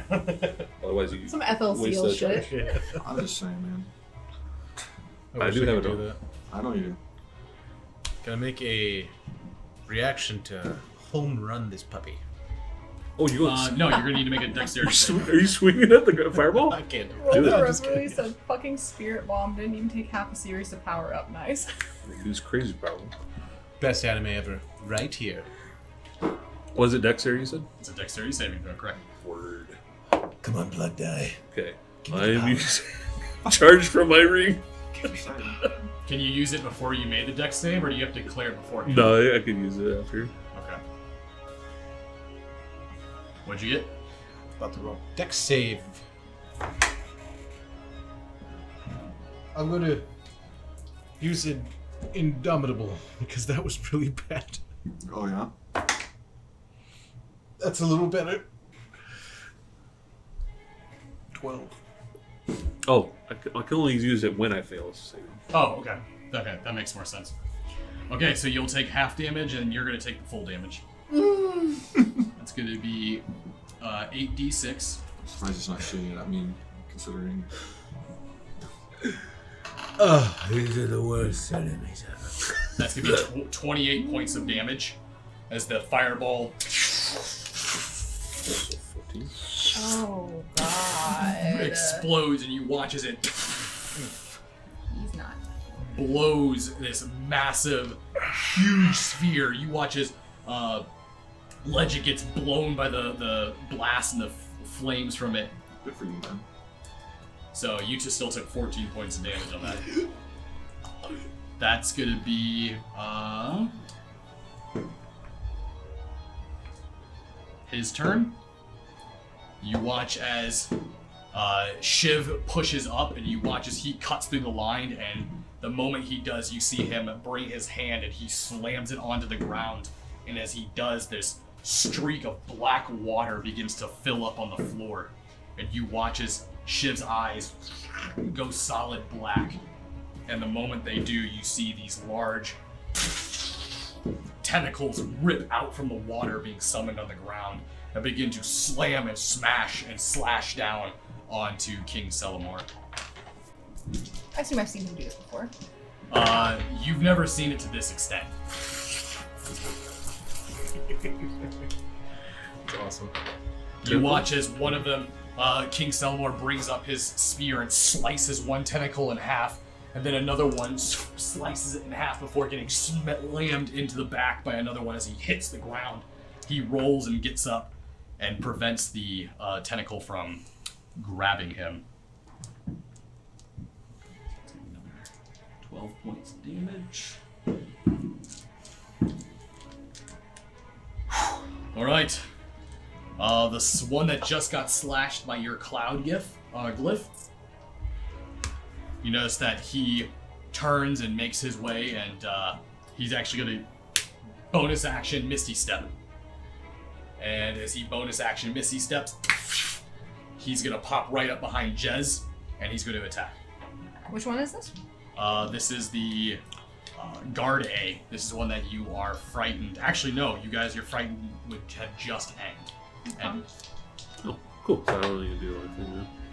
Okay, so that first one is a. My AC's 12. Oh, this might still hit then. Yeah, 7 plus 8. That's a hit. Okay, And then the other one is also a 7 plus 8. So those are both hits. Can I use Uncanny Dodge? Is uncanny. When an attacker that you can see hits you with an attack, you can use your reaction to have the attack's damage against you. Yep. Okay. And that's a bonus action? Yes. So you can do it for one of them, I believe. I don't believe you can do it for both. That's so of the broken. If she had my ring, she could probably negate damage entirely. Yeah, rogues are. That's just it's the best part about rogues. That's Is their insane. ability to mitigate that. Okay, so I'll only roll. Oh, light.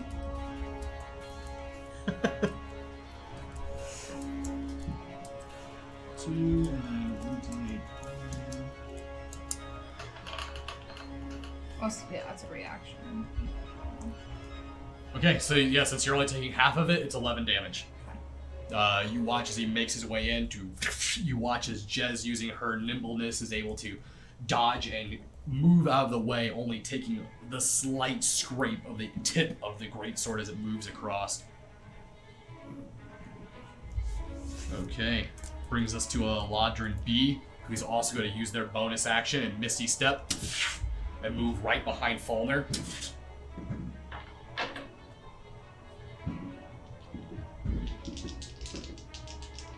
And is going to attack twice. That one I know is definitely going to be a miss. 4 plus 8, so that's only 12. Okay. And the other one is 14 plus 8. Yeah. That's a hit? I think it's 4 over. Okay. No, it's 8 over. 6 over. I know math. Okay, 17 points of damage as that great sword, as you move and block with your Scarbreaker the one blow, the next blow comes striking across your chest. That's going to be his turn, which brings us back to your turn, Falner. Well, it was so nice of him to come up to me, because now I'm going to turn and fucking take a couple swipes at him. Okay. Without being feared now. Great weapon master. Well, Mr. Krabs. Wait, what? Mr. Krabs? Every time I think of crap song, I just think of them getting eviscerated at TikTok. 19. To hit. That hits. He's going to use his reaction, though. And you watch as he parries it, and you watch as he parries the blade. Too slow. Attack again. This one's 22. That's going to be a hit. It doesn't have a reaction to the parry.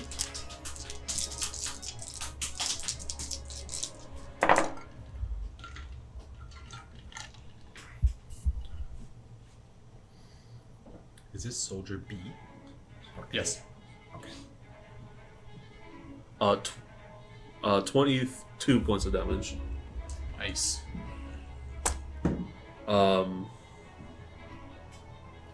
I am. I'm gonna use an action surge. Okay. I'm swinging on him again. You watch as he parried that first blow. You bring your weapon down low, and for a moment you actually go to strike, but you fake him out, and you plant your weapon into the ground, and then do this low blow as you punch him straight into his abdomen. You watch as he...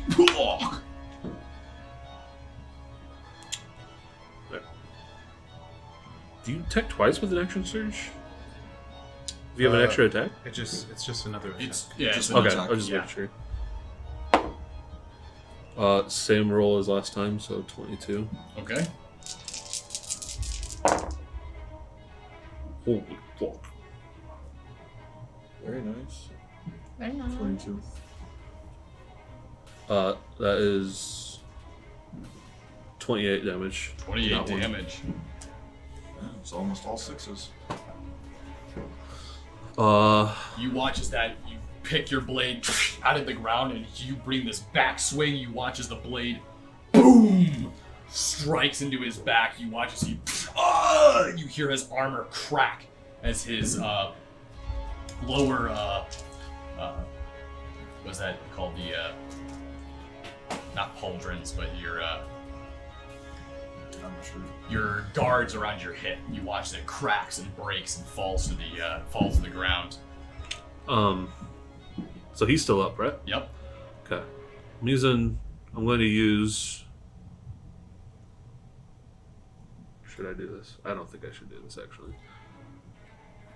Okay. I will just use... my movement. Fuck it, I'll just stay there. I end my turn. Legic, you're up. Does charging in 5e work the same as 3.5, or is it different? So it's not a full round action. It's a move. It's an action. It's part of your movement, I think. It is part of your movement, and it's your action. I think it just gives you advantage On the first attack. on the first attack. Okay. I was trying to. Which is I'm huge. trying to look it up. I can't remember how it works. But you have to have moved within 30. You have to move like 30 feet. I think. It's 10 feet. I think it's 10 feet to up run first. at 10 least feet. 10 feet, and I moved back. From full. I'm gonna charge at him. Okay. I'm gonna get up and be like. Second wind. Okay. Oh, fuck, I should have done that. Damn it. Bonus action, second wind. Yes. Where's my 10? Fighters can You use give a us bonus a action to little get bit like a D10 Roll good. plus Okay. something back. Okay, that's something. 16. 16. That brings me up to 32. I mean, anything helps. Whoops. Hey, this is a bad time, Mr. D&D. Uh-oh. You disconnected from the internet. Give me a second. Okay. Oh, I'm going to me- charge Okay. and do the first attack. Why can I connect to the other? I don't know, it's weird. I think it's just your tablet's being weird. Yeah. Okay, so it's 1d10 plus 6. Alright, first attack. Charging does what? Thank you for the Gives raid. you advantage. Yeah, thanks for the raid. Thank you for the raid. I wish I could see it. Yeah, I haven't had the chat up, so thanks for the raid. We're in the middle of Okay. a boss fight. What was it? 8? 22. 22 to hit. Yes. You're attacking the guard or Selmore? The guard that he was fighting. B. Yeah, the one that was next Yep, to them. that's a hit. Go in. Roll your damage. This one's just going to be a regular. 3, 6, 7. 7 damage. 7 on that one. Next attack. This time superiority. Thank you. Thank you. Get back in here.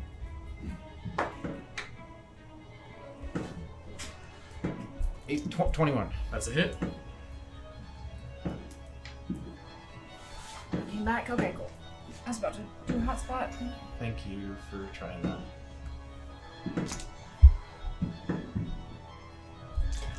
Distracting. It's probably gonna get it. Actually, disarming. Let's You're gonna do disarming? We'll do disarming again. Okay. You know what? That didn't work for me. That didn't work for me. That fucked me up last time. If I could get my damn sheet back. There you go. The damage was 8. 8. 1 second. 14. 14. Damage. Yep, for the second Second attack. I'm going to attack again, but I need to get this damn thing up. Hello. Sorry, we're in the middle of a lot of math. My bad. It's a wisdom saving throw 16. It's menacing attack. 24. Fuck. Alright. Next attack. Misses. Okay. And then go ahead and you're going to take 1d10 of damage as your armor is still cooking. Oh, fuck, I forgot about that. I forgot about that too. Yep. Yeah, I know you did.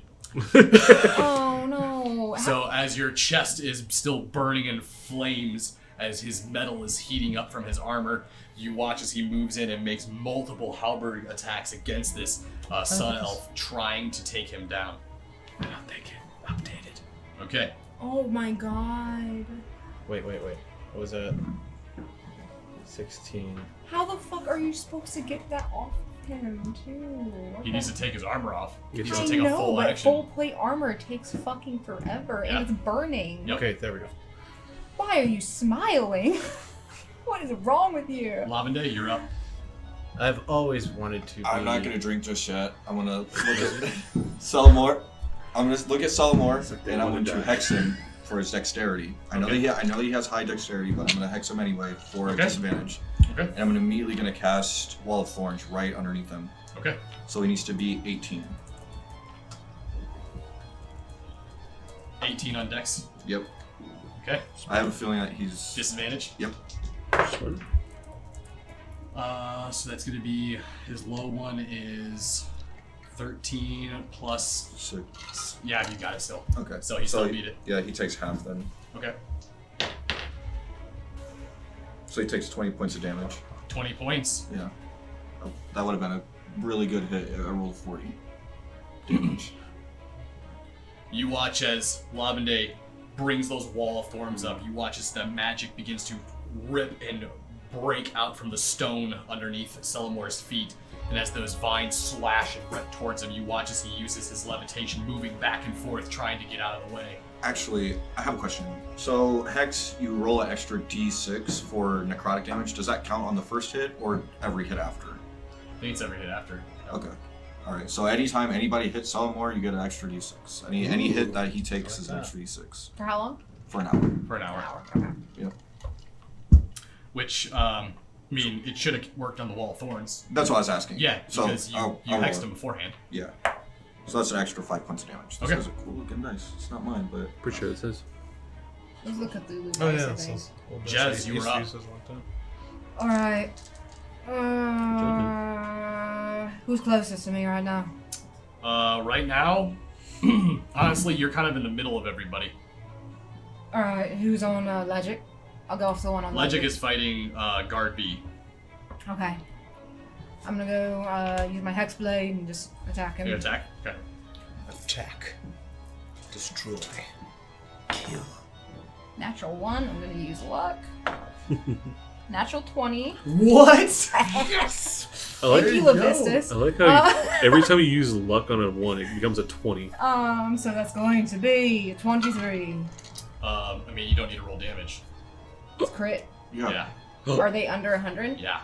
Oh, yes. You watch as Jezebel's Hex Blade, that devouring soul blade, burns with this icy fire. And as she moves up to strike against that guard, that sword cuts right through, and you watch as the body separates from the legs. You see, as he falls back, you watch as the soul goes into the blade. And I get temporary 10 HP. Yep. There we go. So they are. Was that the one we were fighting? Yep. Oh, fuck. Thank you. Okay. Anything else you want to do with your bonus action? You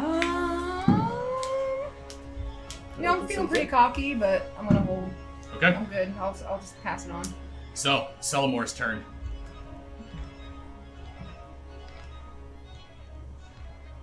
I believe we got one more. When he rolled his deck save. You watch as Selamore looks over with the just escaping the wall of thorns. You notice he looks over towards his last remaining guard. Give yourself for your king. And you watch as he brings his hand up, and you see this pearl in his hand. It's this dark, obsidian-looking pearl. And you watch as he casts some sort of spell with it. You see this purple arcing energy travel over the air like lightning and strike his guard. You watch as his guard, his skin shrivels and he turns to bone and ash and falls to the ground. You watch as the energy comes back, and you watch as these veins begin to go from that gold color, and you watch as it turns black. You watch as his gold blood bleeding out of his body begins to turn black. You watch as his eyes lose that fiery glow and his eyes go black. You see him drop the spear to the ground, his hands come up, begin wreathed in flame and fire. And he takes a step forward. With him gone, is this gone? No. Can I take it off next turn? Just spend that turn to take it off. Wait, is it a concentration? I don't think it's a concentration I think spell. it's a concentration. If it's concentration, then it does end. I have to Can you double check that real quick? Was it burning hands? No, it's heat metal. If it's a concentration spell, then the guy dying does Please end it. be concentration, Chat please. know? Middle. Does chat know if it's a concentration? Is heat metal concentration? Let us know. For my sake. Thank you, Rockbud. Thank you for the raid. Thank you for the raid. I'm scared to It's die, like chat. transmutation. Who just I joined. got Duration you, 1 minute. fine. Oh no, yeah, it's concentration right there. It's Oh, concentration? close Yep. to Okay, death. so, yep, it ceased the spell. Thank you, my father's. No, thank me. Thank me. Thank you. Thank you. Jez. Yes, you're welcome. I'm quite beat up. Yeah, you look like shit. I don't look like shit. I look nice. No, right now you don't. Okay. You smell pretty burnt also. Crispy. Oh, thanks for the raid. You notice that? Good one. So we got another one. Thank you earlier. He was too busy. Oh, there's another one. No, it was the last voice I said thank you to. Oh, You okay. just noticed it. You notice that it is now Shiv's turn. We have 2 now. Shiv makes his You guys way were paying forward attention. and goes to attack. We were like, thanks for the raid. Both of them miss. As Shiv pushes forward, attacking with his Hex Blade, Selamore is now gliding. This black aura seems to be just oozing off of him as he just seems to glide across the floor. It almost seems as though he looks to be in a possessed trance now. Do you think that bumped his health up? He definitely saw wounds heal. Falner, you're up again. I'll take attack action with. I think it's on my with branding smite. Come on. Dude, after I've had this lucky feet, I don't think I can ever go back. I actually need to mark that too. So which is the next. What the hell? All right. This month. And great Scary. weapon master. Oh. Yes. Oh my god, yes. That is 20. To hit? Mhm. That is a hit. Is this on the king? Oh, yeah, of course. Does he get this +6? Plus 1d6. Yeah. Okay, so this is gonna be. Did you put another d6 in there? 8d6 plus 6. I like this track.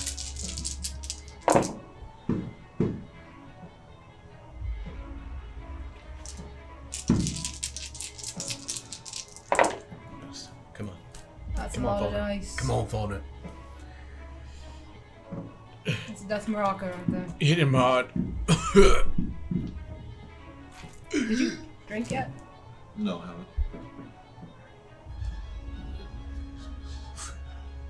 46 damage, and it is Bitch! Yes. also got Oh, radiant yeah. damage on that, and he cannot turn invisible, which I don't think he will want to. Okay. Beautiful. Good damage. If he becomes visible if he was invisible. He was not. Yeah. How much damage? 46. Yeah, 46 Nice. damage for my first. That was my first day. Oh. Yeah, buddy. Killing blow.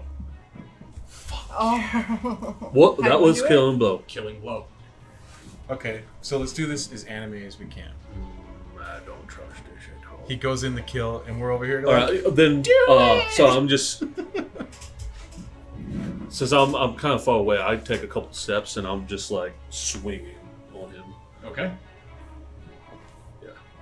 You watch as Falner brings up his weapon almost like this Babe Ruth stance as he brings the love that. weapon up to his side. He watches and tracks as Celamore glides across the ground, his fists flaming. He moves towards, and with one swing, you watch as he makes contact with Celamore's stomach, and as the blade sinks in, he goes about halfway.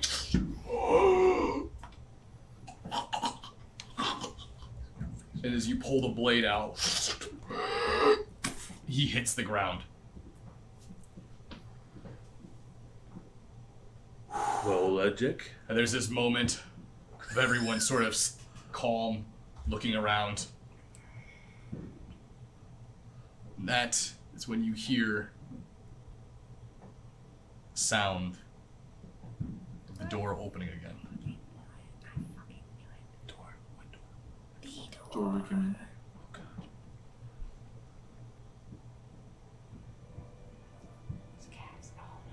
You watch as you see Kaz walking in.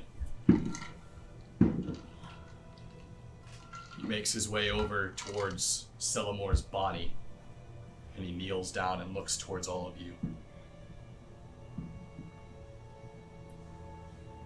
My son.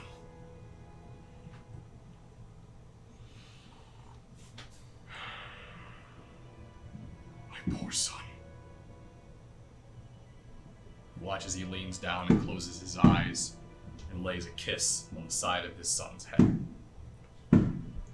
Watch as he pulls him up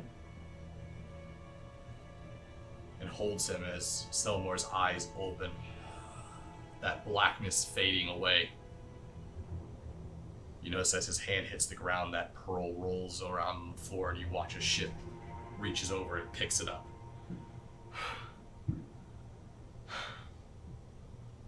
You watch a ship holds it. You see Kaz continuing to speak with Celamore. Or I should say Lionfell. It's over now. Rest, my son. It's never going to be over.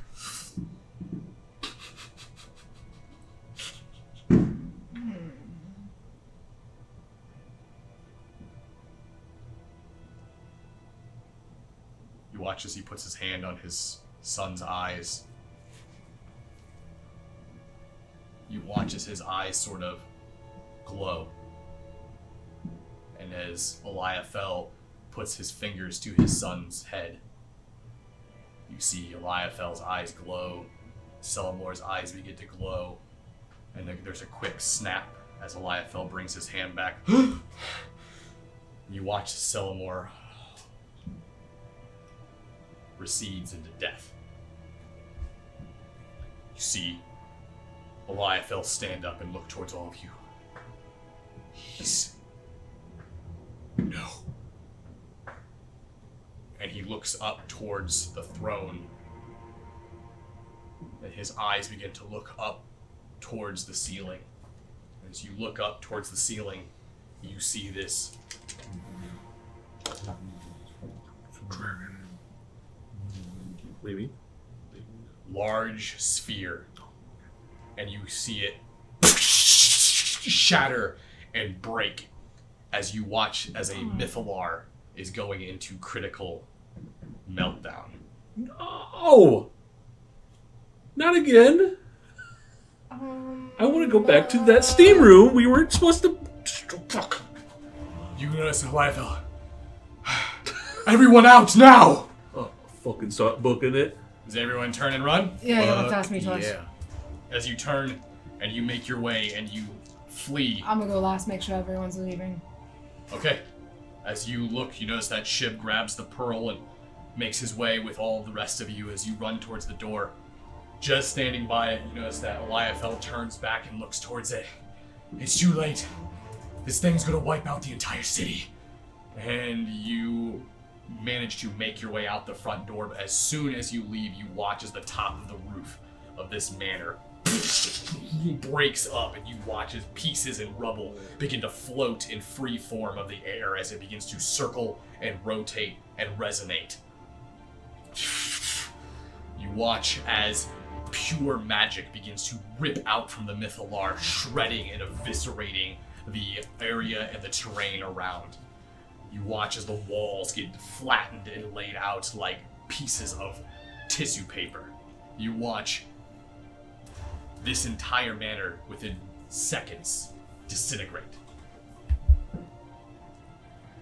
You notice that Shiv, and at this point now where you're standing outside of the floating island, it is pure energy being pushed out towards you. You could feel the force of the wind and the force of nature.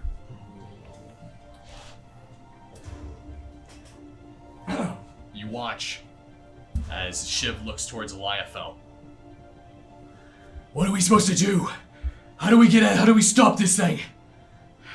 We don't. The only thing we can do now is get away from it as far as possible. Unless you're crazy enough to actually get near the thing. You're saying if we get close to it, we can stop it. We can try. Okay? You notice, watch as Shiv makes a quick run towards the front of the manor. You watch as he makes a quick misty step. You watch as his form reappears, and immediately you watch as he gets repelled back. You see him hit the ground, summoning his hexblade. He digs it into the dirt and soil, barely stopping himself from falling off the cliff into this massive drop to the spire below. Okay, that's out of the question. I guess we run. Let's go. Where is Sky? Is she with us? Give me a perception check. That's just a 10. Get everyone give me a perception check. Yes. Oh. Before we die, last perception check. Oh my god, Dark, natural one. Dark mode What go? the fuck? You had the most natural ones And natural 20s all- tonight. Roll it again, see what happens. Perception. 17. That Oh was yeah, close. natural one. Natural That's a- 20. Hey. Okay. 27 altogether. As you hear Lavende go, "Where's Sky?" Volner, you look over and you see Sky has already walked back into the manor. You see the force of the wind pushing her back, but the magic is just rolling off of her. There she is. Sky, what are you doing? He said if you get close, you can stop it. Oh. You look at you see Eliaphel like, it doesn't matter if you get close. It's still going to explode. Well, at least the city will be safe. You watch as she pushes forward as the Mythalar is slowly dropping towards the center of the room. You see it as pieces of lightning crackle off of this Mythalar. You all might want to get out of here. Wait, what about the sleeping bag? Shiv, can we fit it in there? The Mythalar! No, it would whip it to infinity! You don't understand what that is! I don't. Trust us, it's bad news. We can't let Sky do this. I can't let her. I can't let her do this. Not by herself.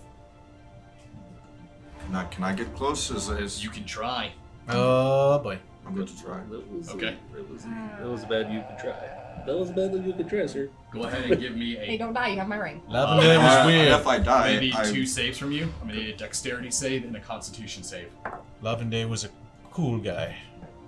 That's on his tombstone. damn it! Why does it keep fucking doing that? He was a cool something. Monday was a cool. So it's 12 Saving. dexterity Fey thing that. Oh, I what knew. if he died? and just I knew 9 some. constitution. Okay. As you push your way up towards it, you watch as the debris and the rubble flies towards you, being peppered by brick and rock. You cover your face and your hands and manage to get past that, but the moment you get close to the manor, the pure magic and force feels like fire. It feels like your skin ignites, like you were burning from the inside. Go ahead and take 10. That's good, all ones. It's gonna be take 22 points of damage. As the magic begins to burn and rip through you, you're standing at the steps of the manor, and as you look at the walls that have been dilapidated and blown down, you see now Sky standing there next to the Mythalar.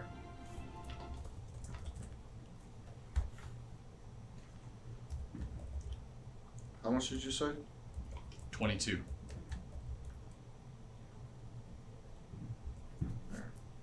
Sure.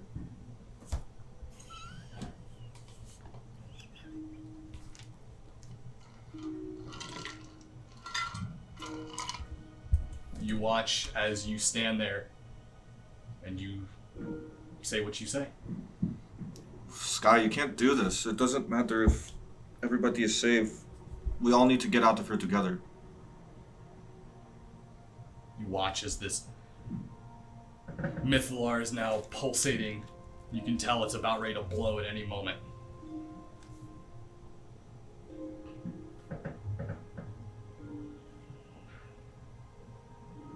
I told you, Lavende. I'm not going to be useless. And I told you that you weren't.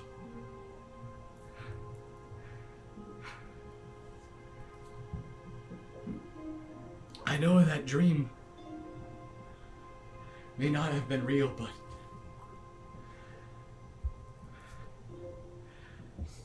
you were my flower. And you watch as she plunges her fists into the Mythalar, and there's this flash of white before you watch as her form in the explosion evaporates. You notice that the moment this happened, everything seems to slow down. You watch as Shiv looks towards everyone, and you can, it's almost like that moment in Shell Shock where You can just see someone mouthing, Get down. need everyone to get a dexterity save. I'm so big. Can I like cover people? You can try, yeah. It's a 22 for me. 22. For you, I'd give me a constitution save then instead. I got 25. Well, it was a dex save. Yes. 21. 19 plus 2. Dude, it was almost an 18. 8. 8. Yeah. Balner, you're gonna take a little bit of damage.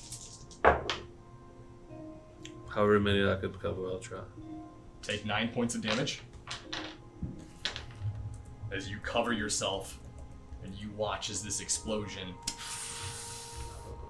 since it didn't go critical and blow on its own, it stayed within this area.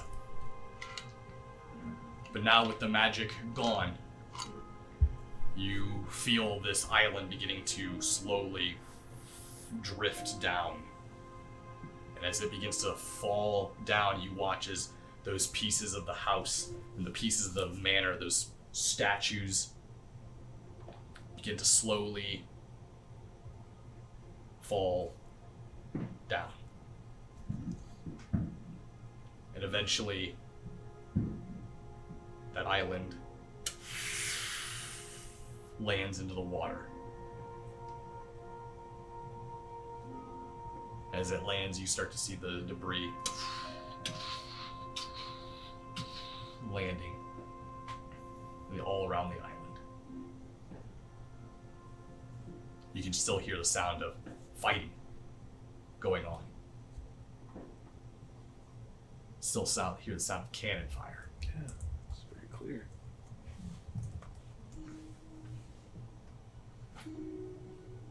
And as you look up and see ash and this magical residue beginning to slowly rain down onto this island. Hear Shiv. Is everyone alright? No, not everyone is alright, Shiv. He means alive in a sense, aside from me, no Sky. Is everyone here? Is anyone else hurt? Oh. Alright. I dropped my. Oh. A little crispy. I want to sit down. No.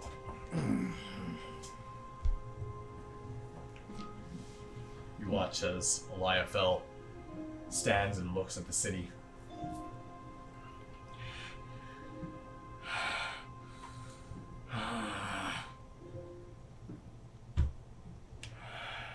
You watch as he, in frustration, throws his weapon to the ground.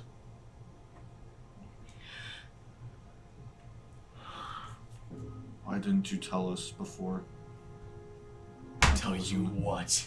that was in there?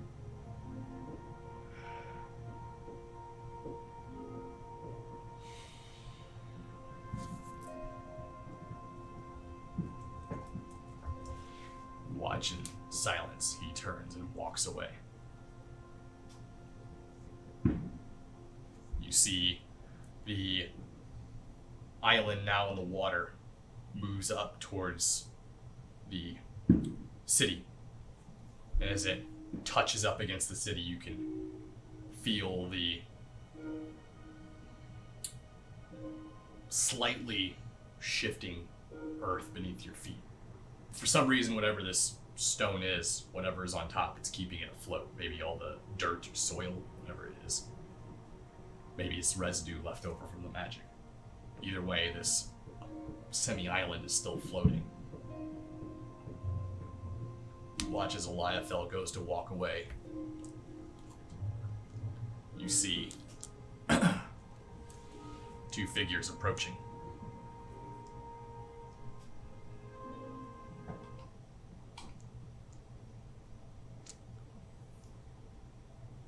You watch as both Calypso, Balthun, make their way towards the island. You watch as they hop onto the platform and stand before you. As they look towards you, battered beaten.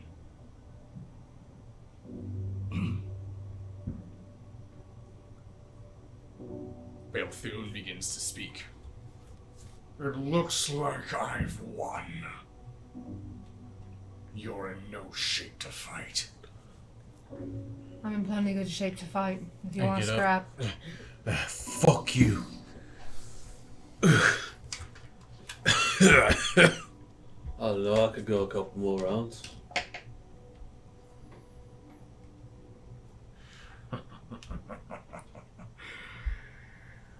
Arrogant to the end. I like it. You watch as he summons his hex blade. Fire in his hand. Notices Calypso. I guess there's no point in me keeping up the facade anymore.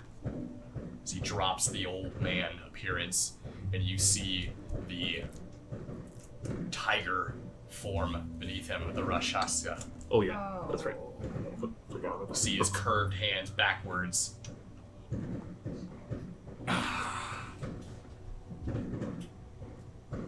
This will be a nice staging for when old Bela takes Avondor. All we have to do is get through you. Balthune looks towards Calypso. Finish them. With pleasure.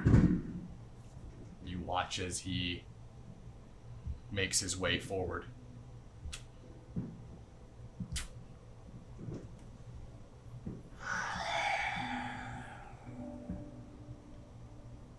He readies himself.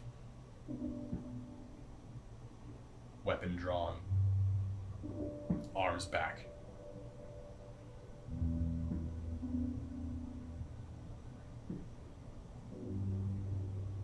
That is when you hear the sound of a booming voice break through the sky as you watch the sun slowly disappear and the night sky arrives. You see this shape, figure move through the sky above, the constellations moving like a serpent.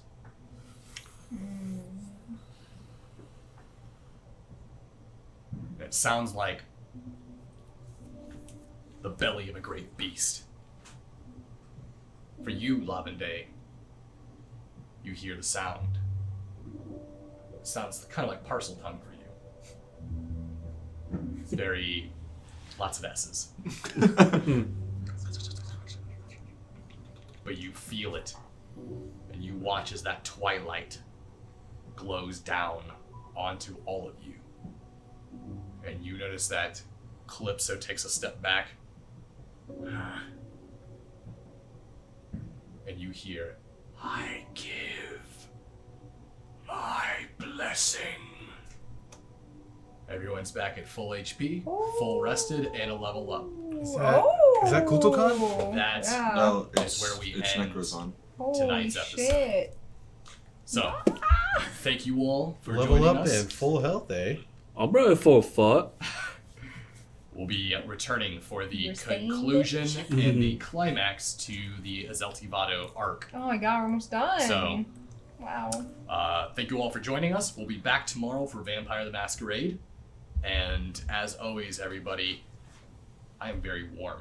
As always, I'm very I warm. am very warm right Thank now. you for Already everyone for the climaxed. raids, and thank you to everyone who's Yes. new here. Welcome. We hope to see you again. Yes, if we- you like Vampire, we're doing Vampire tomorrow night. Yes, Vampire the Masquerade? we definitely do always appreciate more D&D folks. We have a lot of VTM fans in our community. We don't have a lot of D&D fans, so it's always lovely to see more D&D lovers.